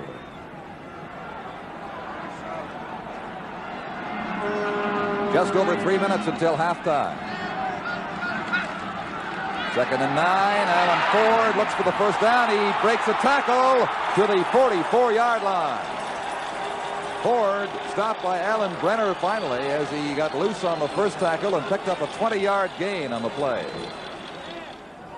That last completion was the longest of the day for Ron Lancaster, a 20-yarder, Russ. Well, Alan Ford again working on Rick Shaw. We see him coming up, number 17, and the key is he's coming up to make that tackle. They've got Rick Shaw off the line about 12 yards, and they're just working on that area now, trying to complete those passes for the 1st downs. But when Shaw missed the tackle, it gave Alan Ford plenty of running room. Dave Scrine has seen Lancaster hit on 9 of 12 for 88 yards and 1 touchdown. He's having a fine day. This is George Reed, number 34, room outside, and he uses it down to the 34-yard line. He was clotheslined finally by Mark Cosmos, number 45. One of the few head-on confrontations between the battle lines we thought might be drawn, and Cosmos, the linebacker, against Reed, the running back. George Reed going outside now, and Mike Bloom being fought off by the offensive block. And as George Reed comes in the middle, we'll watch Cosmos come across, and he clotheslined George Reed and took him right off his feet. Saskatchewan on the move with time to score. 2.5 left in the 2nd quarter. The fake by Lancaster going back 15 yards. Still looking now, the escape on the right side. A marker's been thrown. Ball tossed out of bounds. A marker in the area of Big Angelo Mosca. You don't see that happen too often, Don, with Saskatchewan. There was a mix-up in the backfield there with the experience they have back there. And Hamilton now has been called for unnecessary roughness, and I'm sure with that incompletion that the Saskatchewan team will take that penalty and move them again closer to the Hamilton goal line with a 1st down. That is a big penalty for the Saskatchewan Roughriders against Hamilton. Goes inside the 20-yard line. They put the ball down at the 18, and the Riders will go 1st down from there with 2:17 to play in the 1st half. But little experience showing there with Ron Lancaster. He actually was almost throwing that ball away, but he picked a spot where there weren't too many people, but there were a few white sweaters around.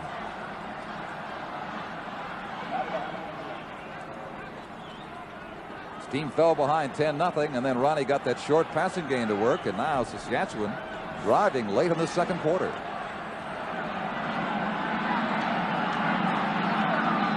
Campana, Ford, and Barwell all fanned out on the left side. Here's the pitch to George Reed going right behind Clyde Brock. Can't find much of an opening, maybe a yard near the 17. Gary Inskeep, 65 from defensive end. The former Toronto Argonaut and New York Giant filled that hole in quickly.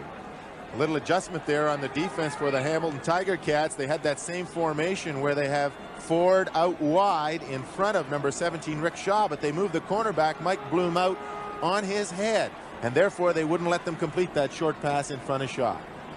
The gain was only a yard. 2nd and 9 to come as that Hamilton defense huddles and now settles in for this play.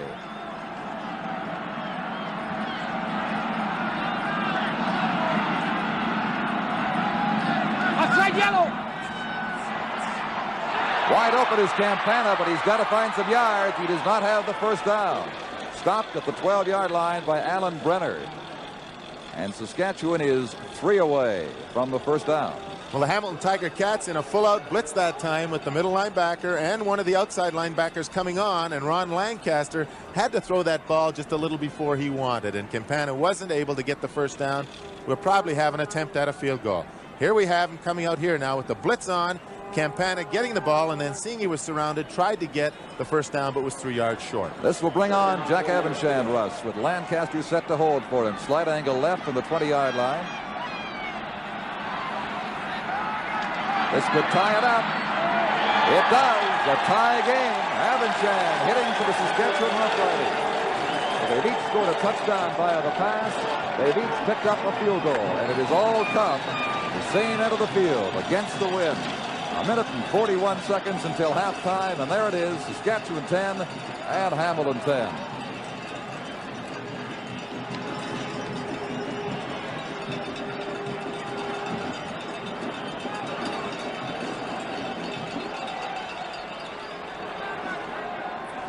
Jack Avenshan, of course, the highest scorer in Saskatchewan Rough Rider history, adding 3 more right there. And here's Chuck Ely getting the Ticats away to the 47-yard line. The strike to Garney Henley, seeing two-way duty at times because of Lewis Porter's injury earlier, and then spelling off Jerry Sternberg from time to time. A busy day for Garney Henley. A good hit by number 24, Bob Cossett, as Henley caught that ball just curling into the middle against that Saskatchewan zone. And Saskatchewan's going to have to be careful they don't give up too many of those short passes. Otherwise, Hamilton could get close enough to attempt at least a field goal. Ely wants to lead back by the half. He shot for Buchanan, overthrew him. Bennett back there covering for the Saskatchewan Roughriders. Let's go to Johnny Wells now at the Saskatchewan bench. Don, just talking to Bill Baker, the Saskatchewan Roughrider defensive end. He was having problems getting through to Chuck Ely early because the Hamilton Tiger Cats were lining up on the outside, farther on the outside. Baker thinks that they can make some adjustments. The Riders did think that they were going to go to the big blitz early in the game, and they haven't quite made it to Ely so far. Don? From the 47, this is 2nd and 10. Ely rolling. Looking, he's got receivers downfield into the medium zone for Garney Henley. 45-yard line, and he tried to get outside. Was caught just in time from the Saskatchewan standpoint by Bob Cossett, because had Henley been able to swing to the left side, he had wide open spaces down the sideline. 1 minute and 2 left. The ball is at the 44-yard line, and Hamilton moving.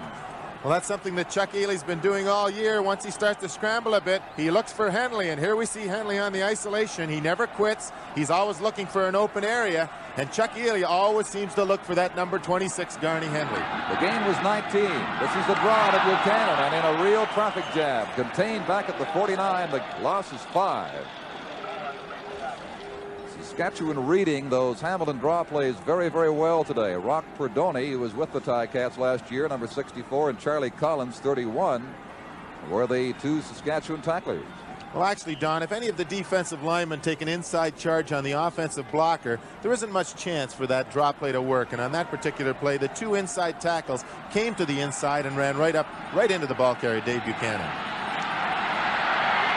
Ely in trouble, and he'll go down back at the 50-yard line. The loss will be 12. Tim Roth and Bill Baker, the 2 defensive ends, getting to Chuck Ely, and now we have only 27 seconds left in the second quarter. A couple of big plays by the Saskatchewan defense. Here we see 5 of them coming on, putting the rush on Chuck Ely, and the 2 successive losses that they put on the Hamilton Tiger Cats has put them out of range of any possibility of a field goal. Roth finally getting in there, number 66, to pin Ely, but all 5 Saskatchewan defensive players who came on the rush put pressure on Ely and didn't give him any chance to set up to look downfield for a potential receiver. On 3rd and 24, number 24, Bob Cossett, and 19, Steve Molnar await the punt from Van Berkeley back at the Saskatchewan 25. Off the side of his foot, a wobbler that bounces at the 25-yard line. Then takes a hop back to the 19 for Molnar, and he's down at the 16-yard line. 3 seconds left. The Saskatchewan Roughriders will have time for one more play. With the bounce, the kick traveled 40 yards. So it looks as though they'll go into the dressing room at halftime even in this 1972 Grey Cup game. And a reminder again, that great Grey Cup halftime show will be coming up right here.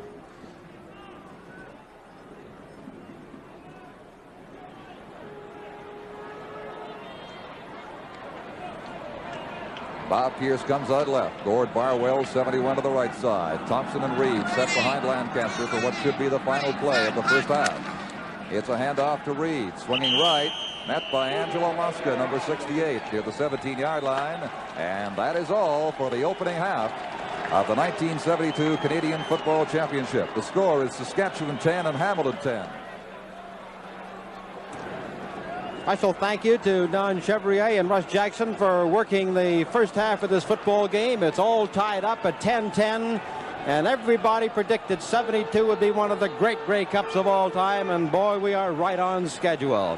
The Saskatchewan Roughriders will be sending back Tom Campana, number 17, and Bobby Thompson, number 26, to receive. Waiting for the kickoff from the far hash mark for the Hamilton Tiger Cats, the youngster who turned 19, Ian Sunter, number 36, and the second half is underway. That's Bobby Thompson from the 16-yard line. He was up to the 40 and down to the 42-yard line. Bobby Thompson for the Saskatchewan Roughriders, a 49-yard kickoff and a 26-yard return. A 10-10 ball game, 8 seconds gone in the second half, and there's what happened statistically in the first 30 minutes. Now Saskatchewan will be 1st and 10 at the Saskatchewan 42-yard line. Lancaster, Reed, Campana, Ford, Barwell, and Thompson. Over to Tom Campana, who breaks to the 55-yard line, keeps fighting all the way into the Hamilton 50. He picks up 18 yards. It is 1st and 10 for the Saskatchewan Roughriders. Well, again, Ronnie Lancaster going to those short men, picking things out, and you'll notice here Mike Bloom just runs away from this ball, and he's completely out of the play, and Tom Campana just takes it in, and Ronnie Lancaster finds him with one of those little short pro passes. Saskatchewan Roughriders going with the wind in the third quarter in a 10-10 ball game. First down at the Hamilton 50. Lancaster, and now we had a mix-up on those receivers as we had Barwell and Thompson both down there, and the ball was well in between them. What a great day. Great to be a Canadian, to watch a great Canadian show with a halftime show that just is the best that the Grey Cup Championship has ever seen, and many adjectives have been used, and we'd like to add ours as a special thanks to the people of Hamilton. It was sensational. 2nd and 10, Saskatchewan at the 50.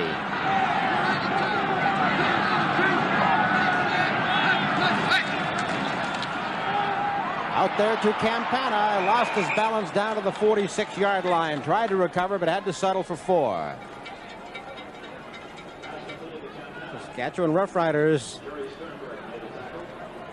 club that didn't do much blitzing earlier, did today. Well, again, Ronnie Lancaster going with the short stuff. You notice he was able to throw that ball a little off balance, and Campana unable to hold his feet. You always try and cut back against the green because you know that that defensive back is going to go across you. If you can get him to go across and come around, he can pick up that extra yardage. Couldn't hold his footing on this one. 3rd down and 6 for the Saskatchewan Roughriders, and Pierce just got that off. It's tipped. It went over the line of scrimmage, and Saskatchewan has to give yards. They didn't. The flag is down. Bob Krause has recovered. And so that ball, even though it was tipped, wound up with a total 4 yards. Well, we talk about quarterbacks only having certain time to throw that ball. Kickers are the same way. Lewis Porter was the one that came in from the outside. He has the farthest distance to go, but he's able to use that speed to his advantage, get a piece of that football, and then the Hamilton Tiger Cats recover on it. Even though that ball was tipped, and even though it just got across the line of scrimmage, even if it goes only a half a yard over the line of scrimmage, you must give the no yards, and that, of course, was the penalty. You saw Saskatchewan backpedaling, trying to get away from the ball, but they were simply trapped. And so Hamilton takes over, 1st and 10, at the Hamilton 53-yard line.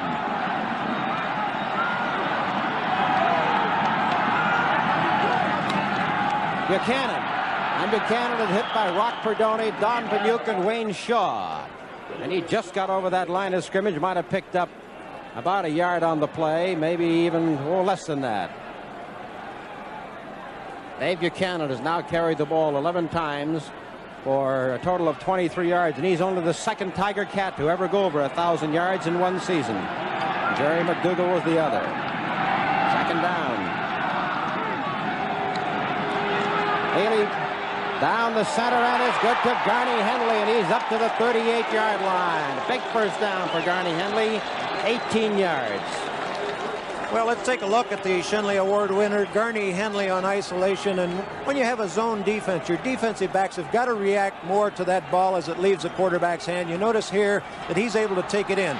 Just a little curl-in pattern, not really pretty as far as running a pattern is concerned, but it's effective. And so Hamilton moved to the Saskatchewan 38, 1st and 10. Healy steps back out of that pocket. And is finally pulled down by Sweetak, and there's a flag on the play. A clipping penalty is being called. Chuck Healy, who had a sensational 65 streak going. Well, Chuck Healy again, he had a couple of men open, but look how he fakes that little looking downfield, going to pump it, and then he takes off with it. He tries to set up a block here with that little fake to the outside, but Dave Fleming is called for blocking from the rear on Bob Cossett. That's going to cost him about 15 yards.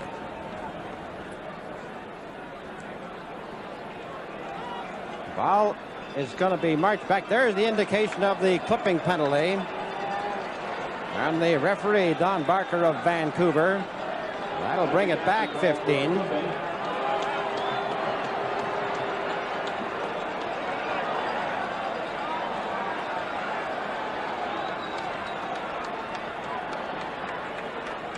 Coming back from the original line of scrimmage at the 38-yard line.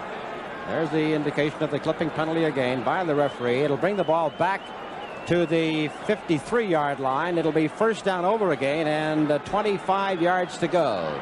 11:53 remaining in the 3rd quarter of a 10-10 ball game. Porter now out there's a wide flanker.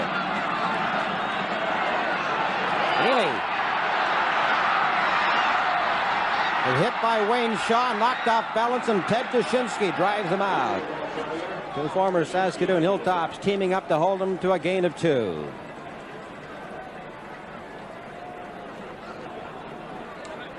Hamilton Tiger Cats turning an interception on a block kick into 10 points in the first half. Saskatchewan marching back at a 75-yard drive and then kicking the field goal. Jack Avenchan made it a 10-10 ball game. 2nd and 23 for the Hamilton Tiger Cats at the Saskatchewan 52. Healy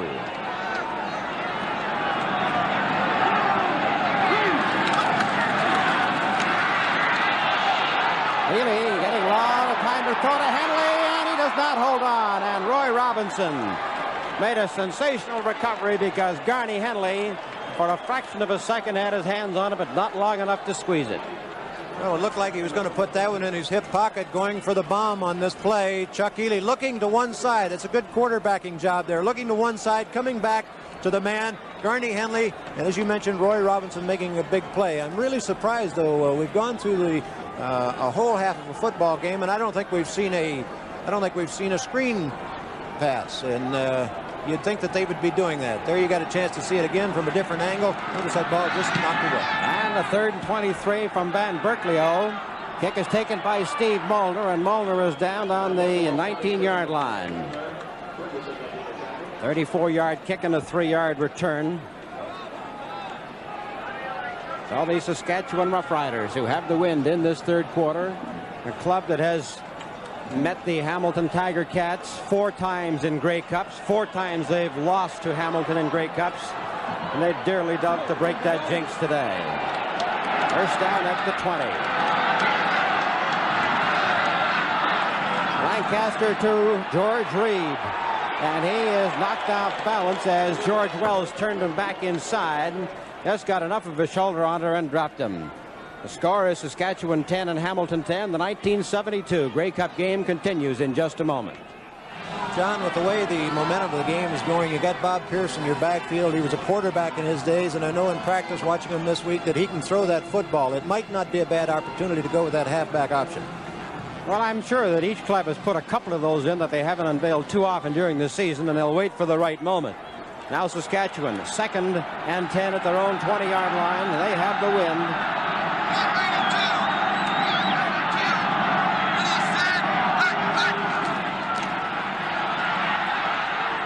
And there it is to Bobby Pierce. Look at this kid scramble. He lost his balance on the 50-yard line, because that might have been the same one that when this season opened here on July 31st, he did that and went all the way with it.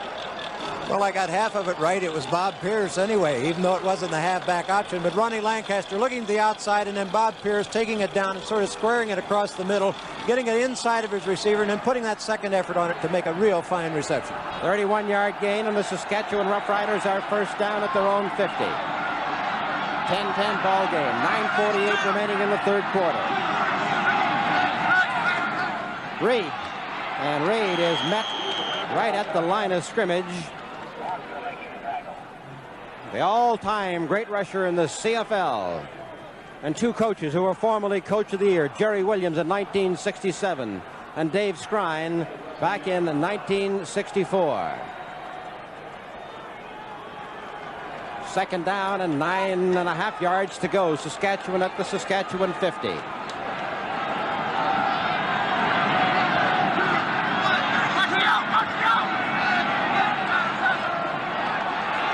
Lancaster has to hurry that throw, and it's pulled down at the 46-yard line. There's a flag on the play. The pass is ruled incomplete.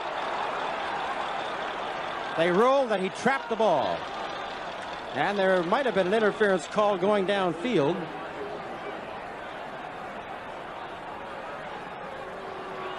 Bob Pierce, 185-pound versatile back, does everything for them. John, what happens, you find that your defensive backs give you the inside a little bit, and here they had that sort of switching pattern on again, and he was unable to complete the pass, but there was interference on the play on the far side, so they pick up the gain anyway. That moves the ball to the Hamilton Tiger Cat 48-yard line. It'll be first down and 10 yards to go for the Saskatchewan Roughriders as the leading trainer in years of service, Sandy Archer, looks on at the Saskatchewan bench.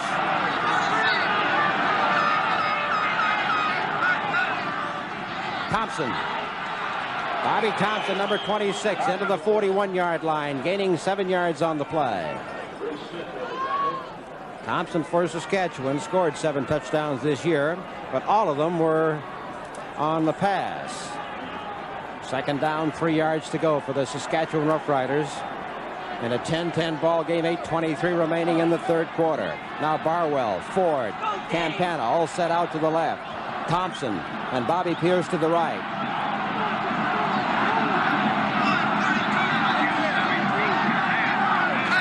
George Reed, and Reed is hit behind the line, and he is dropped. Tried to follow the blocking in there of Gary Brandt. But Brandt was cut off, and he was held right at the line of scrimmage, so it'll be third down and 3, and that'll bring out Jack Abenchan. Now the line of scrimmage is the 41. Abenchan's longest field goal this season was 48 yards. It's a 10-10 ball game. Saskatchewan kicking with the wind. Abenchan now has 671 points. That makes him the 3rd all-time scorer in the CFL. No good. It's wide. Clark. And he is driven out at the 8-yard line. Clark, wanting to prove to Saskatchewan that he's a good ball player, went to their camp and didn't make it. The score is Saskatchewan 10 and Hamilton 10. The 1972 Grey Cup game continues in just a moment. It's a 10-10 ball game, and we have 7:37 remaining in the third quarter. The Hamilton Tiger Cats. Mitchell at center, Chalupka and home on the All-Star guards. Gant. Danachuk the tackles. And Buchanan is met by Rock Perdoni. Renzo Rock Perdoni, who was brought up, the All-American from Georgia, brought up by Hamilton and cut. Winnipeg, Edmonton, and then he replaced the great Ed McWhorters when McWhorters went out with the knee operation late in the 1972 campaign. Second down and 10.5 yards to go. Now they have Henley split to the left. Coffey and Lewis Porter wide to the right. And he gets some heat on, but the pass is taken by Fleming. Is caught in there by number 60 for the Saskatchewan Roughriders, Don Banyuk. He got very close to that first down territory. And they don't have to bring the sticks very far to find out about. Well, you're going to see a good defensive rush here by Bill Baker, but the ball has gotten away to Fleming. But notice the second effort that Fleming puts forth. He's nailed back upfield, and he has to dive for about 3 yards to make sure that they got that first down. A big play. Give him 11 yards on the play. It'll be 1st and 10 now for the Hamilton Tiger Cats. The ball is at the Hamilton 20-yard line.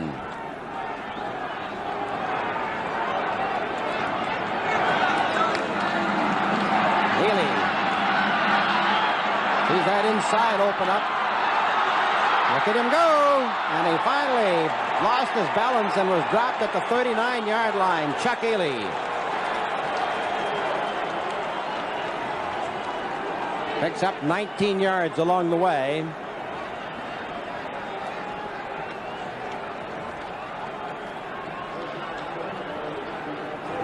Well, John, I'm not really convinced this fellow's a quarterback, although he's back there passing the ball, because he's got the moves of any good halfback. You look how he's throwing his shoulders, weight all around, and balance as well.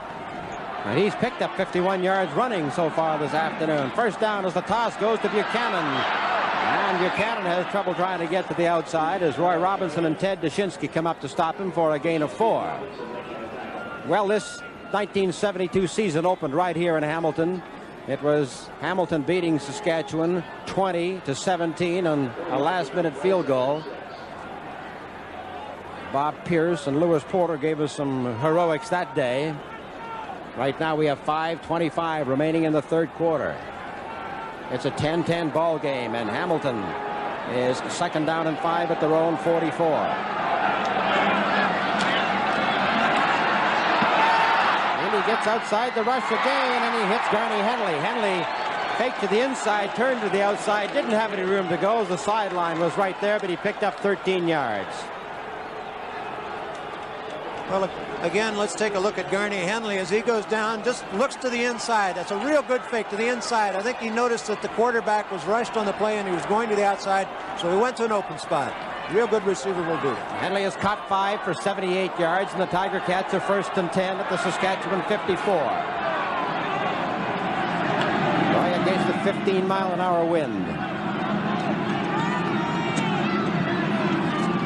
The toss to Buchanan. And he's hit in there by Wayne Shaw, number 50. Then he got a little bit of help in there from Don Banyuk. He just got about a yard over the line of scrimmage.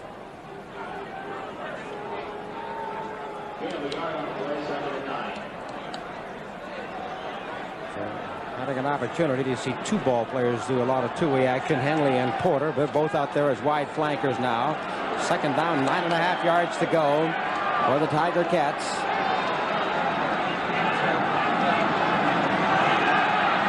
Healy goes to Henley, and Henley hit by Charlie Collins. Those Rough Riders are putting a little something extra in each of those tackles now, Dick. The gain is 8.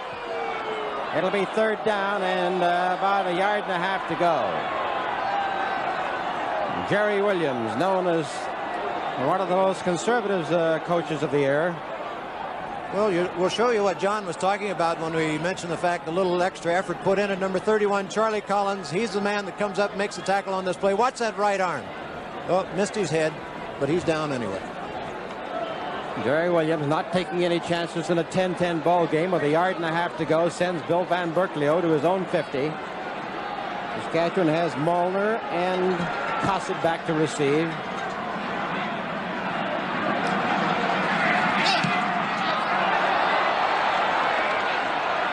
Molnar at his own 4-yard line. He hit by Tony Gabriel and dropped at the 5-yard line. That's a 42-yard kick and a 3-yard return. And so the Saskatchewan Roughriders come out onto the field, led by Ronnie Lancaster. Probably when he went there in 1963, might have been the biggest bargain in the history of sport for $350. They've never missed the playoffs since. Now Saskatchewan, first down at their own 5-yard line. 3:34 to go in this third quarter.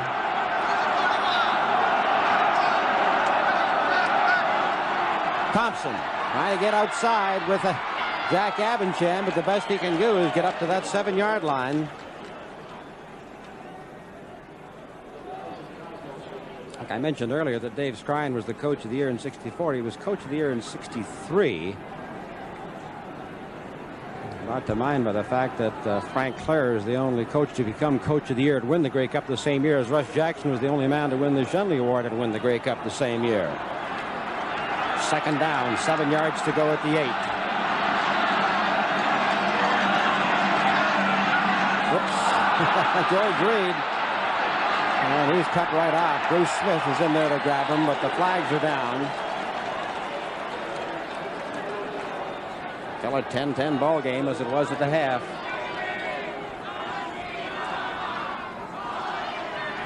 Well, we'll show you that back again. A lot of times your line, especially in a crowd like this, a lot of your outside men can't hear the cadence of the quarterback. In this particular case, Clyde Brock, number 67 on the right side, was the one that came across and they were caught. Naturally, the Hamilton defense was up for that one, so they're not going to bother with the penalty.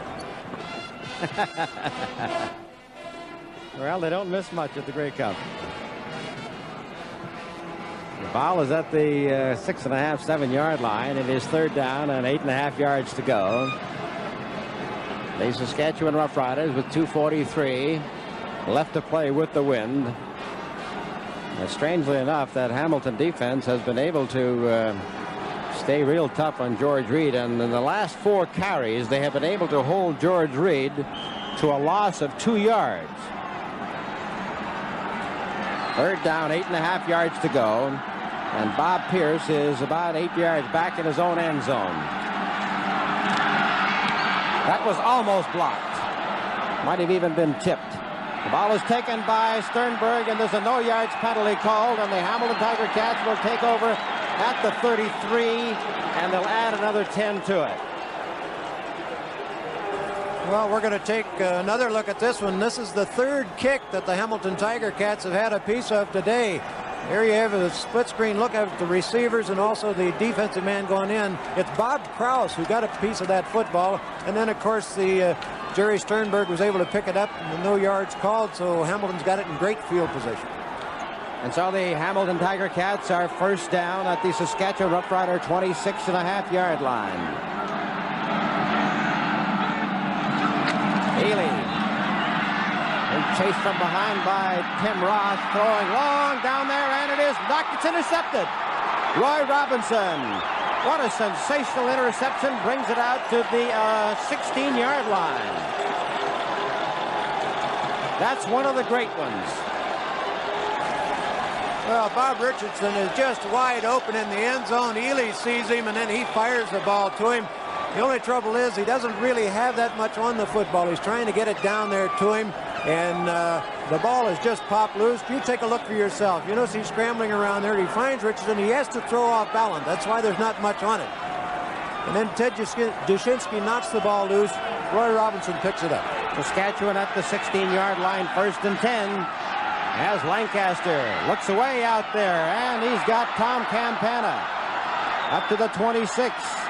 Stopped down eventually at the 27-yard line. Tom Campana. We might have seen just the top play of the whole ball game, John, because that play would have meant 6 points for the Hamilton Tiger Cats, and here Saskatchewan ends up with it. Saskatchewan picking up 11 yards, and the ball is at the 27-yard line, and it is 1st and 10 for the Riders. 1:14 remaining in the third quarter.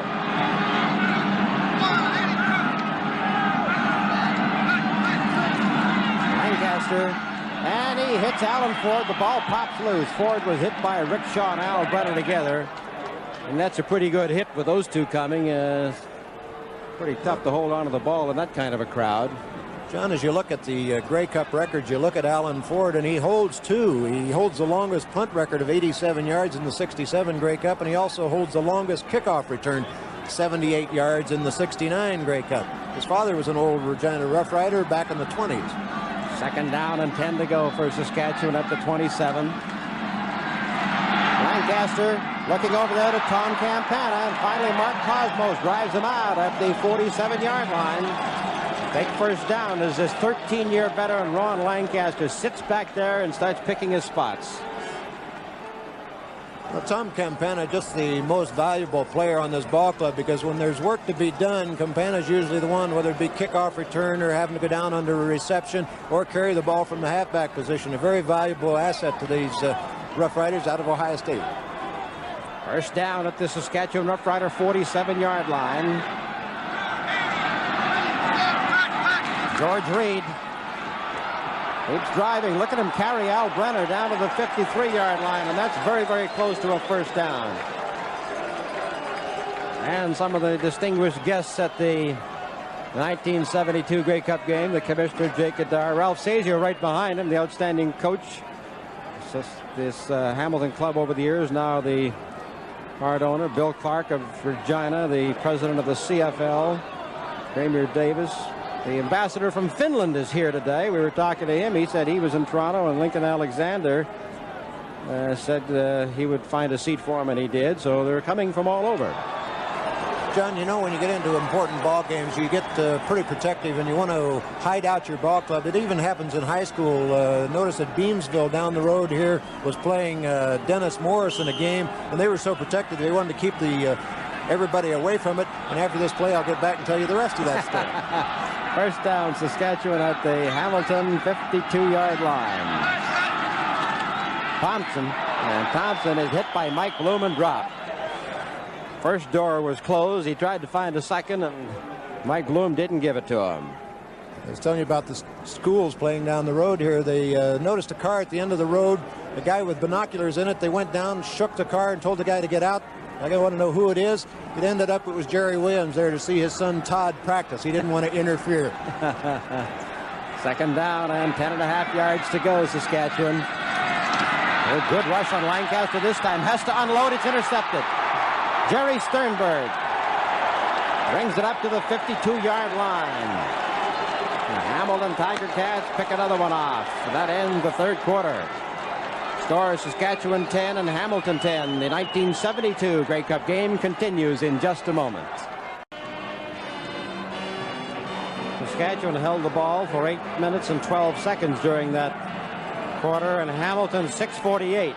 There's the last part of that play. It was a full blitz on, so your defensive backs have to pay up and play their man for man, play it a little tighter. Jerry Sternberg, anticipating the play, is able to pick off the ball for Hamilton. Hamilton starts this fourth quarter, 1st and 10 at their own 51.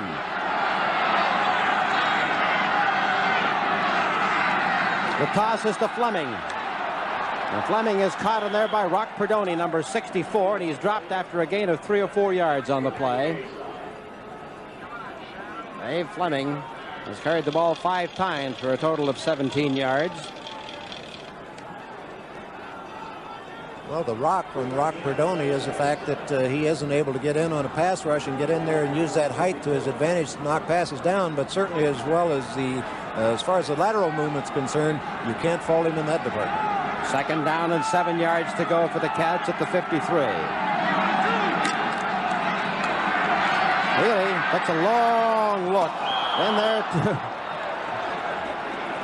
Dave Fleming. Now they're going to be forced to bring out the kicking unit. Chuck Ely it took a long time to get that one out. Total possession in the ball game is very close. Hamilton has had the ball for almost just 23 minutes. Saskatchewan just over 22. So the score indicates the share of the offensive play. On this 3rd down and 7 situation, Van Berkeley at his own 40. Almost blocked in there by Tim Roth. That's Steve Molnar at the 15-yard line. Gord Christian had a piece of him, lost him, and then dropped him back at the 14. That's a 41-yard kick and a loss of 2 on the return. Hamilton Tiger Cats, a team that has won 11 Eastern Championships and 5 Grey Cups in the past 20 years. They're in for the 12th time, which ties Toronto Argonauts for most appearances in the Grey Cup Championship. Saskatchewan Roughriders going against a 15-mile-an-hour wind. Will scrimmage 1st and 10 at the Saskatchewan 14-yard line. Barwell and Pierce split wide.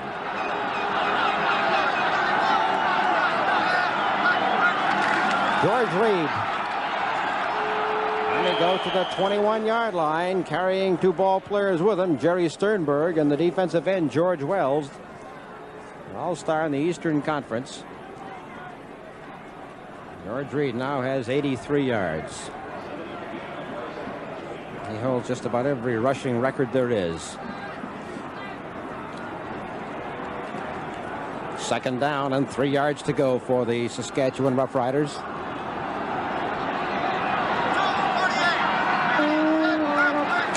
Come right back again to the 10-year veteran George Reed, and that's very close to a 1st down. But may require the yardsticks. Strangely enough, Dick, that wind hasn't meant that much, hasn't been much of a factor today. No, it hasn't, because we've seen a lot of the scoring done while we've had going against the wind. You know, this Hamilton Defensive Club is really something. They're really a together unit, and you talk to Angie Mosca, he can tell you just how much so they are, and especially when you get together and you talk about the defensive unit. He talks about Smith and Wells on the outside. He says, introduce these 2 fellows together because they share one brain together. And then he talks about number 65, Inskeep on the other side, his fellow that is beside him. He says, call him Thumbtacks. He's got legs like thumbtacks. Saskatchewan has a 1st down at the Saskatchewan 24-yard line in a 10-10 ball game. Lancaster to Reed, and Reed is met in there by Mark Cosmos. Now he might lose a yard on the play. Mark Cosmos, a 242-pound, has just made his 6th unassisted tackle. He's made assists on 2, so he's been in on 8. He took exception to a remark that we made earlier in the season that he might not be big enough to stop inside running. He said, we'll show you. 2nd down and 10 at the Saskatchewan 24. Oh, that big blitz is on, and the pass was almost intercepted. There's a flag on the play. They were trying to screen George Reed. And in order to break up that screen, I think that Hamilton jumped the gun. Well, you see the rush from the ground level there, all those middle linemen. The only thing it didn't show you was just that the left part of your screen was that old Thumbtacks. Gary Inkeep was offside on the play by about 10 yards. Thumbtacks at 258 pounds. 2nd down and 5 yards to go for Saskatchewan at their own 29-yard line. 11:32 to play. Lancaster way out there to Thompson, and he does not have it. Oh, he had a ton of space. That'll make it 3rd and 5. Well, those are the ones that drive you crazy. That ball just hangs up there, and you keep waiting for it to get to you. It's just floating down there, and he sort of tries to jump up in the air and grab the thing. He's so anxious he wants to get a hold of it, and consequently your hands are like boards. You just can't hold on to it. Back to receive the fine punt return pair of Jerry Sternberg, number 33, and Dave Clark, number 15. They each dropped one on the opening game of the season here, and then between them only dropped once during the rest of the year. That was close to being blocked. They're getting tremendous rush. Clark at the 43. And he hit there by Don Seaman, number 79. 38-yard kick and a 2-yard return. Fine Saskatoon product, Don Seaman. The score is Saskatchewan 10 and Hamilton 10. The 1972 Grey Cup game continues in just a moment. The great veteran Angelo Mosca says this is his last game as a professional football player. A defensive conference going on with Jerry Williams, who converted this club from a club that used to rely on defensive giants that committed mayhem to a club that added a lot of finesse, high scoring, and record crowds and attendance here at Hamilton this year. The Ticats are 1st and 10 at their own 45-yard line. Healy, who steps back inside that hole, hit by Charlie Collins, and then regained his balance and went out at the midfield stripe, and that should be enough for the first down. Chuck Healy, probably I think he's the greatest rookie ever to play in the CFL. Just a sensational year. Well, again, you get a chance to see Chuck Healy as he shows you that he knows what he's doing all the time. He knows where that yard mark is as he tries to come around this side and run right into you, just jumping over that yard mark to get that first down. Hamilton 1st and 10 at midfield. 10:31 remaining in the ball game. A 10-10 score. Healy over the center, and it is no good. Intended for Garney Henley, and Roy Robinson was there to almost pick it off. Henley, the all-time scorer in college football with his record of 394 points, said last year at the end of the year he hoped to play one more year so that maybe he'd get a chance to play offense, and what a chance he's had. Lewis Porter comes in. Now it'll be Porter, number 24, who'll go to the top of your screen, and Henley, 26, right there at the bottom. 2nd and 10. There's the long one down there for Porter, and it's intercepted by Lewis Cook. Here he comes, number 16, looking for blocking. And he comes all the way to the 50-yard line. There's a flag on the play, and didn't that one look like the one he pulled off against Winnipeg? There's a clipping penalty. Well, we were isolating here, or taking a look at Lewis Porter. As we look at it from the end zone, notice Chuck Healy, the play was sent in from a bench. Lewis Porter is going down deep, a post pattern, but Lewis Cook is there to intercept the ball. He takes it back upfield, but number 64, Rock Perdoni, is called there. As you noticed, the body's going by. Here you get a chance to see Lewis Porter as he goes down deep, and Lewis Cook anticipating his move, just laying back there and making the play. There, right there, as the player went by, that was Rock Perdoni getting caught for clipping. Saskatchewan first down at the Saskatchewan 26-yard line. 9:38 remaining in the ball game. They give to George Reed, and Reed is hit by Cosmos and number 61, Bruce Smith. Bruce Smith played for Jerry Williams in Philadelphia, and then phoned up one day and asked for a tryout in Hamilton. Came up and has become his starting defensive tackle the day he arrived. 2nd down and 9 yards to go. Saskatchewan at their own 27.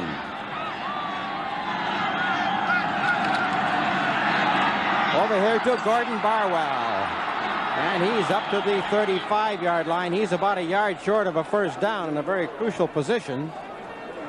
He kept digging and fighting, and he's still complaining to the referee that they didn't move it as far as he thought it had been. Well, those defensive backs are still playing these offensive men back awfully deep. They're just giving them too much room. And, of course, Ronnie Lancaster going up the line of scrimmage. He notices how deep they're lined up. So, consequently, he automatics at the line and just goes with the short stuff. Okay, Bob. John, Hamilton has been very successful against that Saskatchewan punt, and I talked to 4 members of the defensive line, and they all said the same thing. It's just straight, aggressive blocking and rushing by those front 4 and the outside linebackers, and nothing else. No tricks. Okay, 3rd down and a yard to go. Saskatchewan George Reed, and Reed looks like he's over the 35-yard line, and that should be enough for the first down. Charlie Collins rushes off the field, holding his hand in the air, saluting victory for George Reed.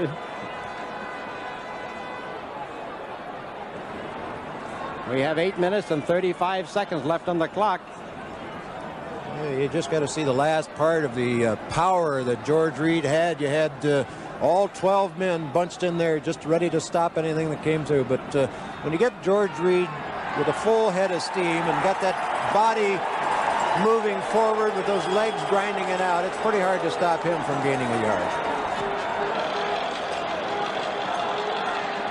For those who believe in omens, the Saskatchewan, at least the Hamilton Tiger Cats, made great comebacks in 1959, 61, and 64. And then they proceeded to lose all 3 of those Grey Cups. Right now, Saskatchewan is first down at the Saskatchewan 36. This is Bobby Thompson. And he is cut off from behind by Bob Krause, number 14.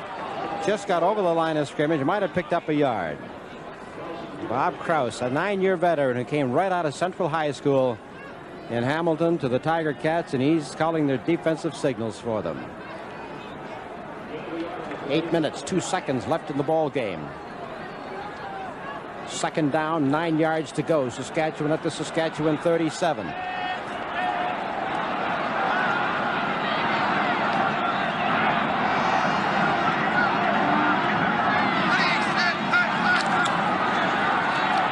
Here to Barwell again, and he holds on to this one as he's hit by Mike Bloom, and he leans forward this time. And they moved the ball back. They moved the ball back, so again they're going to be third down and about 2 feet to go. I guess the officials are going to cut back on what I'd mentioned on one of our broadcasts earlier, the fact that according to surveys, any game played on artificial turf, you pick up an extra 10 to 20 yards because of the players bouncing off of the artificial turf.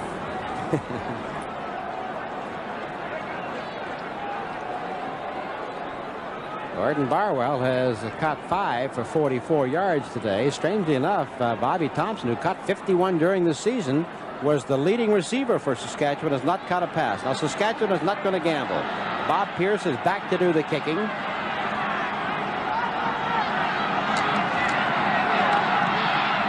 It's a wobbler up. Dave Clark watches it go, and it goes out. Oh, no, it killed back in, and he is driven out of there by Rob Pine, number 15, a 46-yard kick. So rookie Rob Pine. 7 minutes and 9 seconds left in this 1972 Grey Cup battle. The Hamilton Tiger Cats have the football, 1st and 10 at their own 20-yard line. Henley and Fleming to the right this time. Gabriel, Richardson, and Coffey to the left. Ely to the sideline, and it's good to the 37-yard line, and that is going to be a gain of 17 yards. Tommy Joe Coffey, the all-time leading scorer in the CFL with 971 points. Picked up 17 to the 36. Tiger Cats with 6:49 remaining. They're looking to get down to kicking territory this late in the game.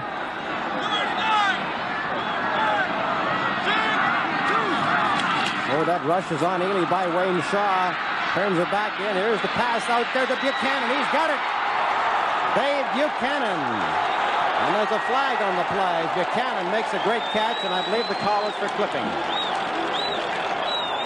Well, you could see that play coming, Buzz. Buchanan had to swing out of the backfield. Now what happens is the middle linebacker, number 51, Steve Sweetak, has to go over and cover him. Well, he committed himself too much so that the quarterback, Ely, was able to lead him. You notice him laying back there on the ground, and Buchanan takes the ball in.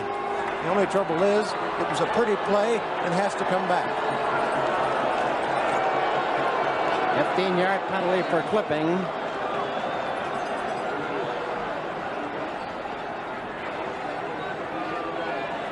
Makes a total of 67 yards in penalties. That puts the ball back at the 37-yard line. It'll be first down and 10. 6 minutes and 20 seconds left in the ball game. Buchanan again hit by Rock Perdoni, who came over from left tackle. He just drove him right across with Don Banuka on the right side, and the gain is about 1 yard. Lewis Porter comes in. Bob Richardson goes out.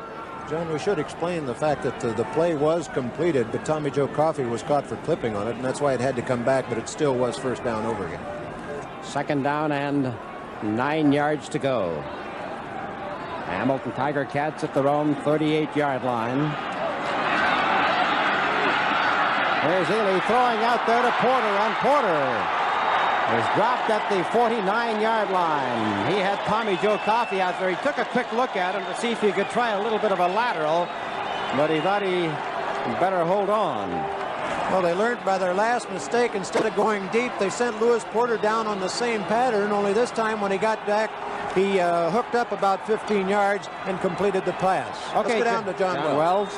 Thanks, Johnny. Just talking to a couple of members of the Saskatchewan Roughriders. They know they're in a football game down here. Don Seaman was telling me it's one of the hardest hitting football games he's been in. I'm sure it's evident on the screen.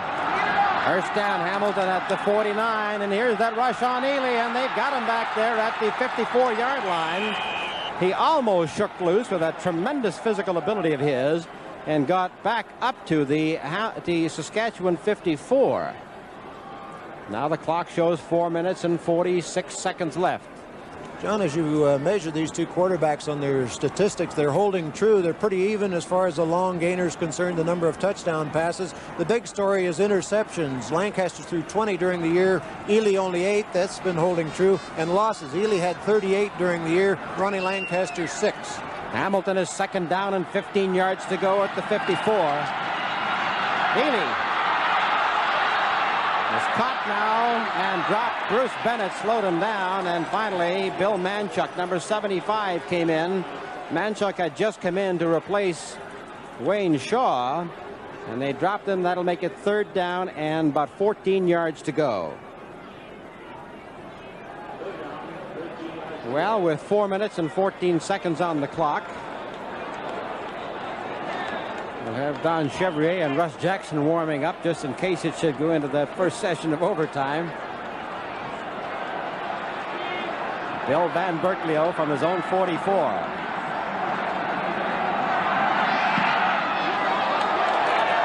Steve Molnar back to the 6-yard line, and he lost his balance as Gord Christian was in on top of him, and he's dropped at the 7. 47-yard kick and a 2-yard return. Bill Van Berkeley, who had averaged 39.5 during the season, come up with a 47-yarder when he really needed it. So this jam-packed audience of 35,000 at Ivor Wynne Stadium witnessing a tense 10-10 battle. Hamilton went on top by 10. Now Saskatchewan first down at their own 7. George Reed. And Reed dives in underneath the pile to about the 13-yard line. And Saskatchewan all afternoon has been faced with second down, long yardage situations. Second down and 5 yards to go for the Saskatchewan Roughriders. They're at their own 12-yard line.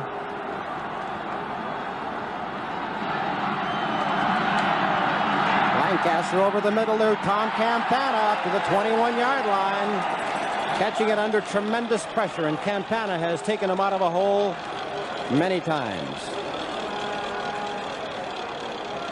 There'll be a lot of winners here today. The Manitoba Sports Lottery Group, one of them is going to win $100,000 on the game. The score is Saskatchewan 10 and Hamilton 10. The 1972 Grey Cup game continues in just a moment.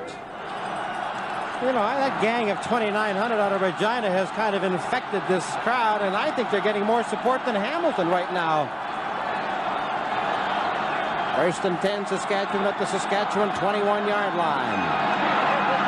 Lancaster out there to Tom Campana, broke the first tackle, goes to the 26.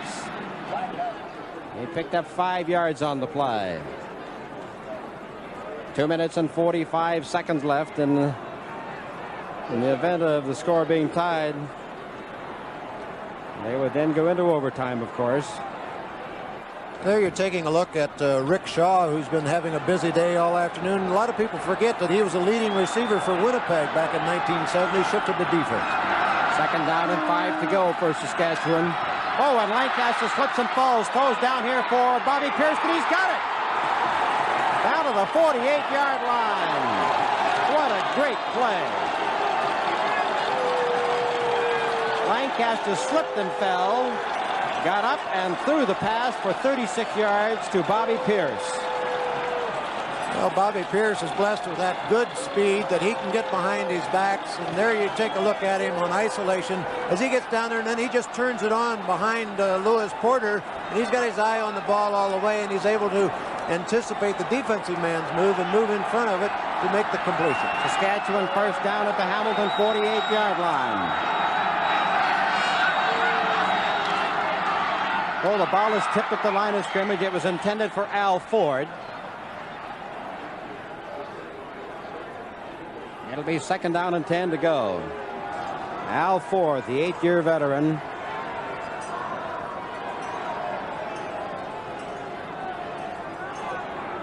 Lancaster has thrown 28, completed 20. There you see Ronnie Lancaster. He's a short quarterback, and once those linemen get their hands up there, and there's big Angie Mosca. He jumps up there and knocks that ball down.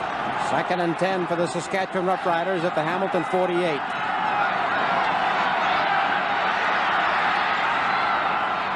Oh, that was intended for Gordon Barwell, but that was almost picked as Al Brenner was back there, and now Saskatchewan will be forced to kick on 3rd and 10.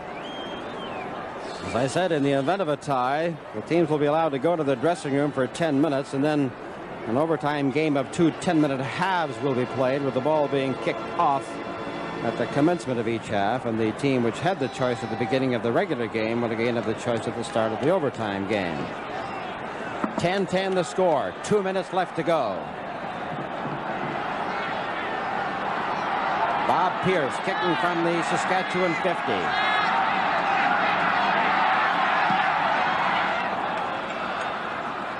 Clark at the 12-yard line. He's almost slipped through that pocket, but then Rob Pine dropped him. It's interesting to note Rob Pine, the son of Wayne Pine, one of the great Saskatchewan Rough Rider players in bygone days, playing against Ian Sutter, and they played against each other in the junior final this last year, right on this same field.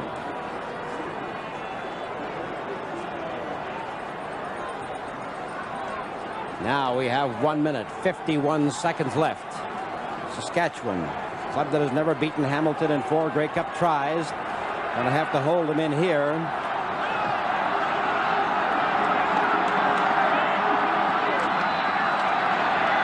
Healy over the center, and it's good there to Tony Gabriel for his first catch of the day. Up to the 43-yard line for a gain of 27 yards. Well, Tony Gabriel, and I believe that's his first reception of the day, he just goes down the middle and he gets behind everybody and it's wide open. They get the zone defense where everybody was back deep, afraid that they're going to go deep on them. They're going to have to watch the short stuff, though, because all Hamilton has to do is move it down the field with the short stuff for the last try at the kick. First down at the Hamilton 42-yard line, and this game has gone wild. Over the middle here to Tony Gabriel. And Gabriel has another first down for 11 yards. 1 minute and 15 seconds left on the clock. And the panel trying to choose the outstanding player of the game and the outstanding Canadian of the game have not done so. The outstanding player will receive the Labatt Award and a new car. The outstanding Canadian will be honored with the Dick Suderman Award by Canadian Pacific 2 Trips Anywhere. First down at the Hamilton 54-yard line. Heaney rushed. Throws out there, but he throws low. Intended for Dave Buchanan. And there we have the 10-10 ball game. 58 seconds remaining. Chuck Healy has completed 16 out of 27 for 259 yards. Ronnie Lancaster has completed 20 out of 28. Super day of quarterbacking. Greek defenses to meet it. 2nd and 10 at the Hamilton 54. Really a gain over the middle. It's good to Tony Gabriel, and he's down to the 42-yard line. 51 seconds left in the ball game. 15-yard gain for Tony Gabriel, who picked up his 3rd catch of the day. Now has 53 yards. Well, what's happened is that the end is getting free. The linebackers are not dropping back deep enough and covering their area. Notice Steve Swiatek there just sort of gliding back and then reacting to the ball, but that's too late. Your deep men have to be deep because they're afraid of getting burnt, so consequently Chuck Ely is going with the short stuff and working it down the field, working Tony Gabriel to his advantage.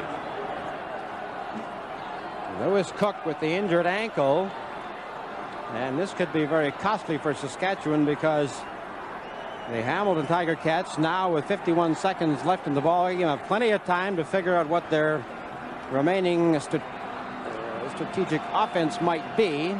Saskatchewan Roughriders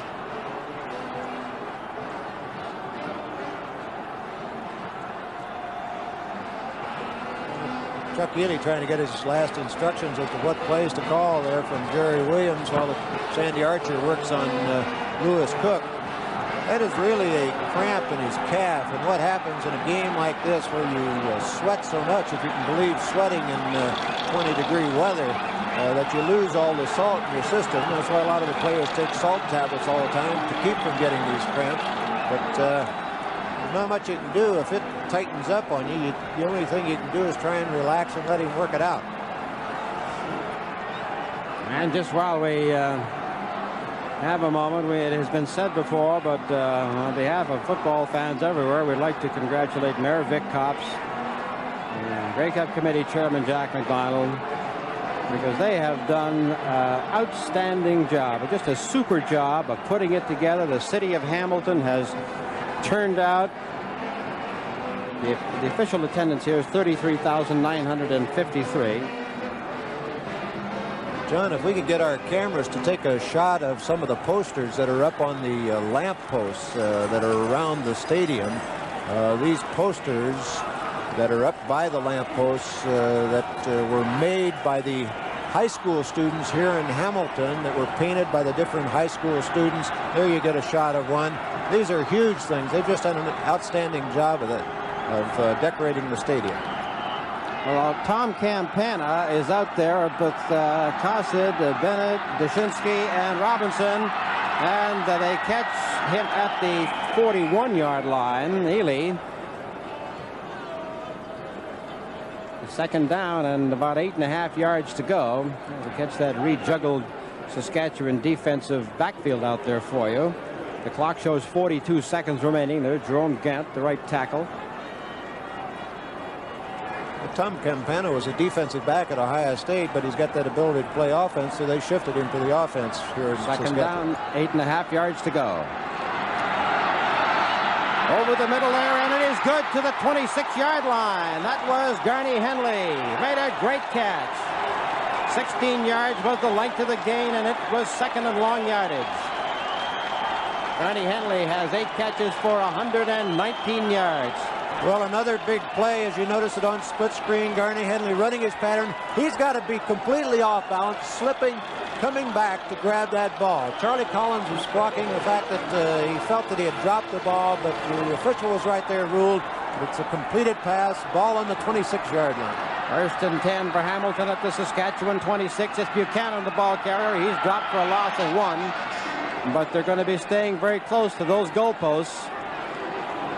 Now, will it be Ian Sutter, or will they try one more? There's only 13 seconds left. They're not going to wait.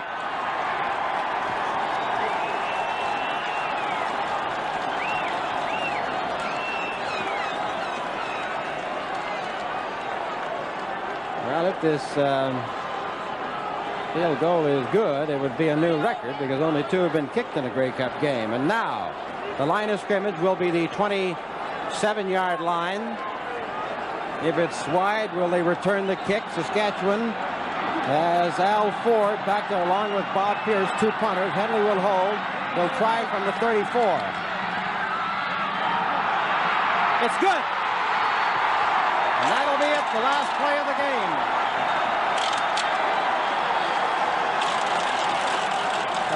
Hamilton Tiger Cats on the last play of the game kicked the field goal to beat the Saskatchewan Roughriders 13-10.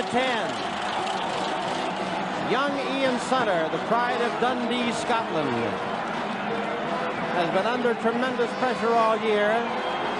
Came through under tremendous pressure again and kicked the field goal to make it 5 straight Grey Cup wins for Hamilton over Saskatchewan. And what a heartbreaking end for Saskatchewan. What a glorious end for the Hamilton Tiger Cats. The two teams that started the season here on July the 31st have ended it here on December the 3rd. And one of the most thrilling Grey Cup games that we've ever had the privilege of attending.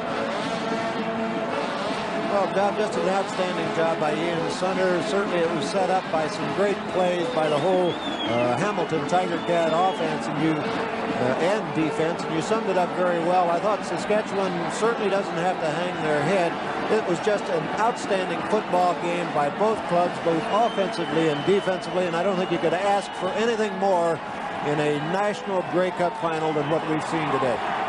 Well, Angie Mosca, after 15 years, is going out in great style. Garnie Henley, number 26, the outstanding player, Henley Award winner in 1972, down there to accept the trophy along with Commissioner Jake Godar. Receiving the trophy from His Excellency.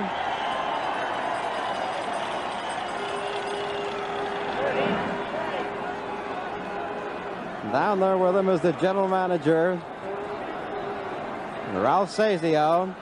Ernie Afghanis is down there to try to catch a word with him.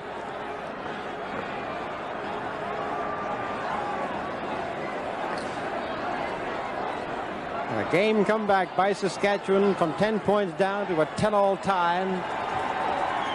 Was 1 second away from going into overtime.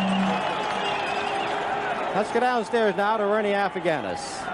All right, Pat, and we're just watching the presentation here. Mayor Copps has just congratulated Mayor Copps of Hamilton. You must be very proud of your ball club. Well, I am, Ernie. What a win and a great finish, a great game, a great week. We're tickled to death. Really delighted the way it's all gone. Okay. Very, very happy. And lots of luck in your election coming up tomorrow. Thanks, Ernie. Thanks very much. This may help a little. Right. Thank you. See if I can move in, Garnie. Yes. Can we get it?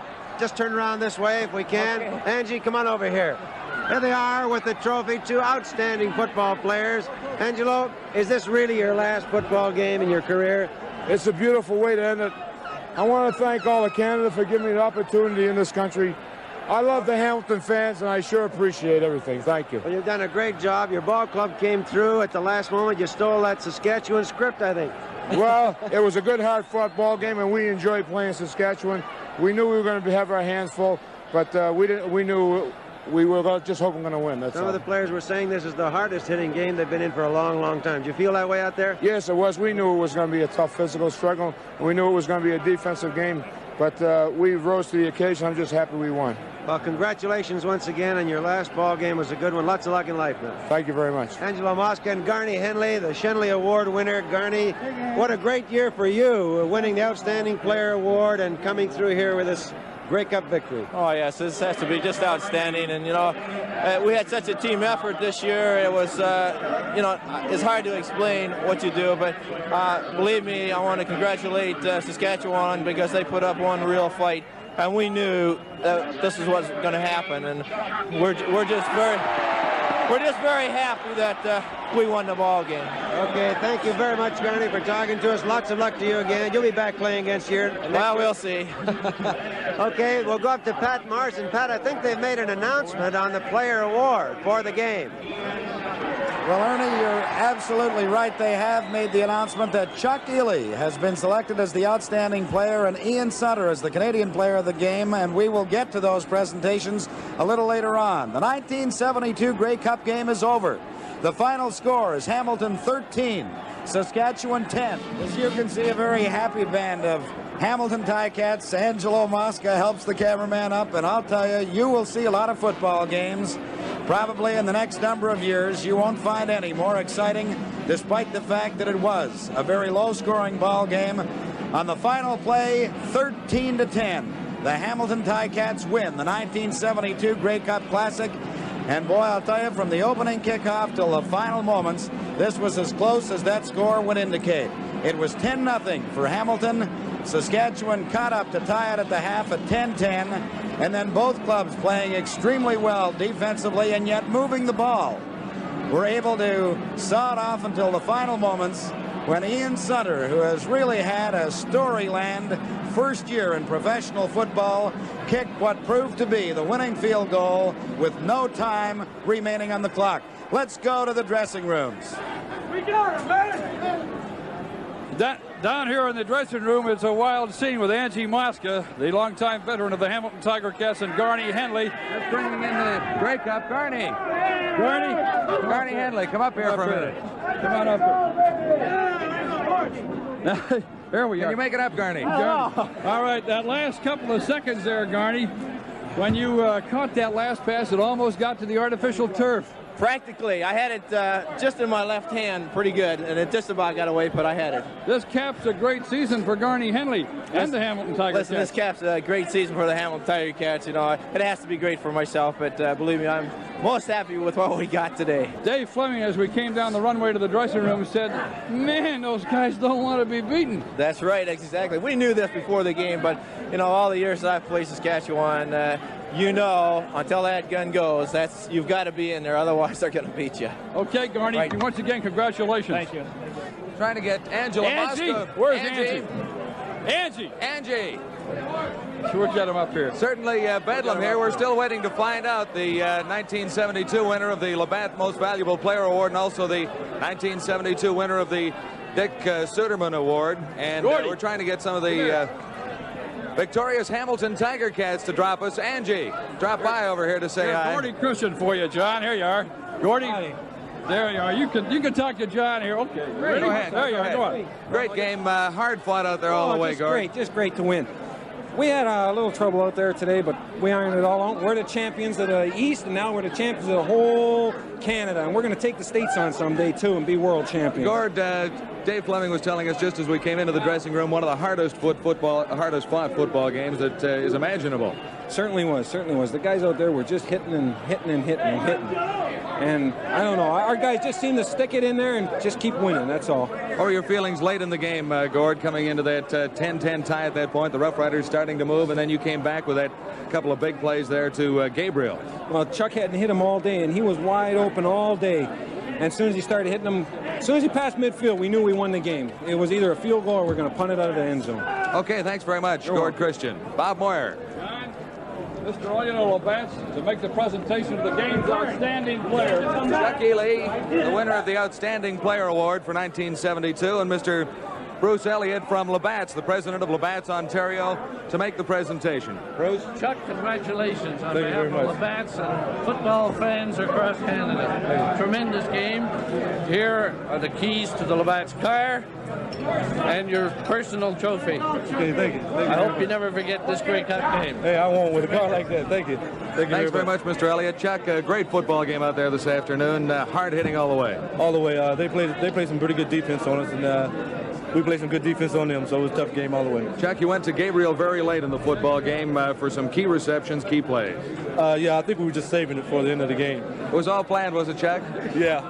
Listen, you've had just a great year, your debut to Canadian football. How does it feel now? Is this the biggest moment? You've been the Shenley winner, now the outstanding player in the Grey Cup. Yeah, I think so. It's got to be the top attraction, you know, being in the Grey Cup and winning it.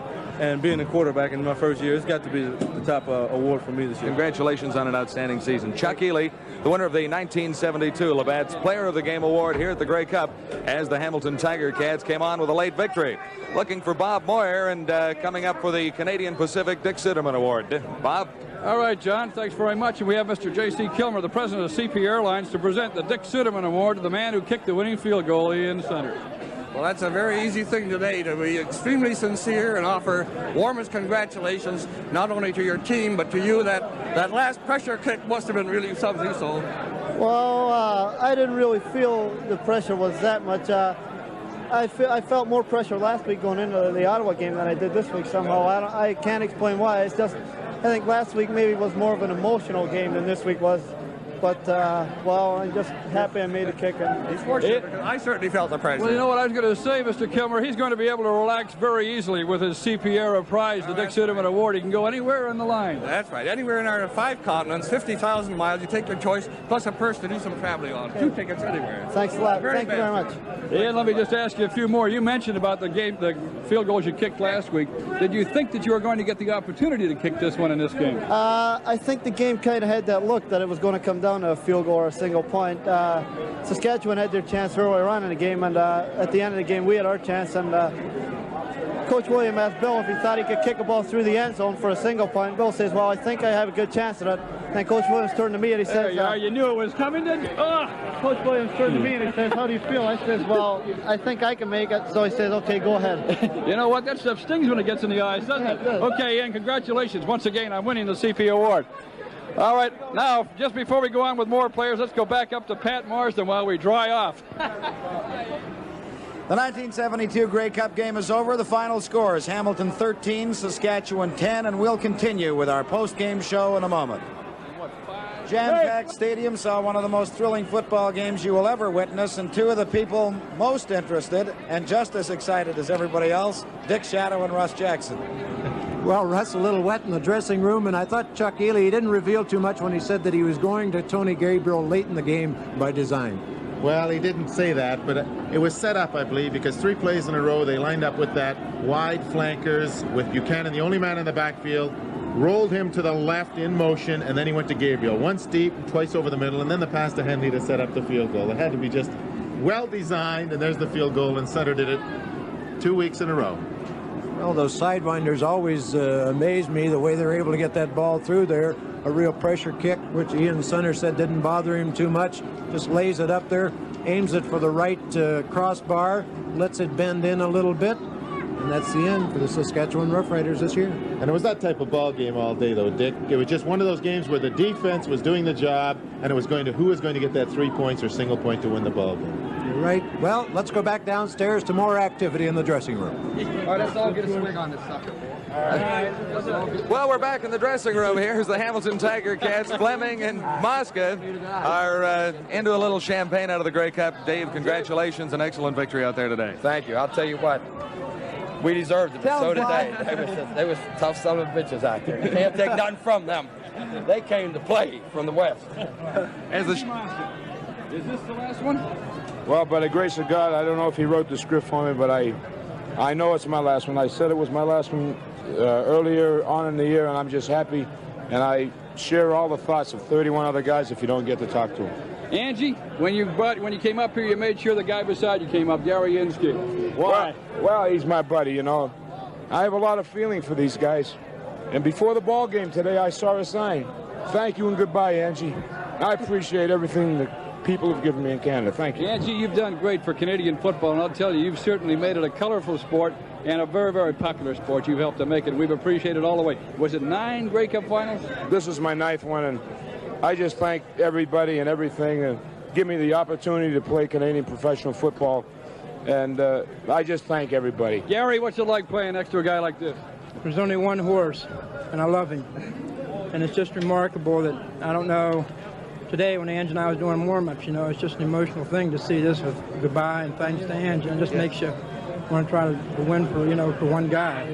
Dave, can one guy be the big leader like this? Oh, yeah, I think he is. When I first come here in '65, he was a leader, and he's still a leader. I was his roommate for 8 years. I don't want him to do without him now. Okay, Dave. In the dens of iniquity. I know where it's at. Oh, Johnny, you got Tony Gabriel over here, and Tony had caught some big passes when it really counted near the end of the game.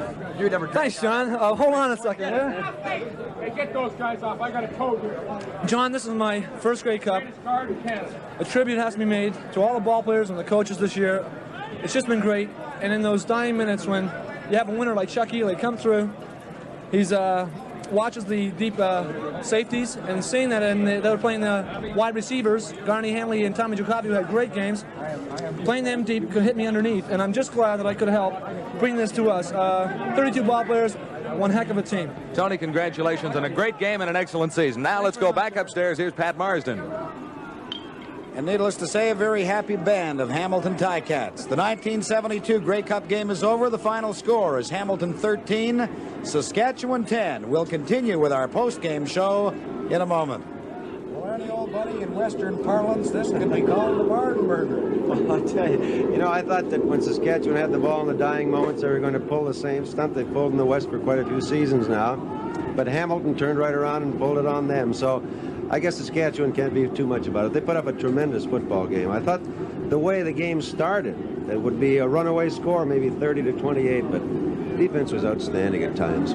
And you know, it's funny, when you look at football games, of course, at this time of the year, you look at quarterbacks, and you have two contrasting styles today, and yet both were just truly outstanding. I mean, that pass that Lancaster threw to Pierce that almost broke it open in the final few moments. He had slipped to the turf, got up, threw it beautifully, and it looked like he might go all the way. Well, as a matter of fact, I was standing with Frank Rigney, he says, uh-oh, they've done it again. And he almost did get away, as you said, but quarterbacking, when you look at a young man like Chuck Ely in his first Grey Cup, his first real season of professional football, he's an amazing young man. I'm just wondering what he will do to the CFL in the near future. Well, I don't think there's any question. And speaking with Russ, he said, you know, he really is amazing for being just a rookie in the league. He has some things to learn, but boy, I'll tell you, he has learned an awful lot in the last 10 ball games. And he's tough. He took some very hard hits down there. As a matter of fact, he took one just in front of us.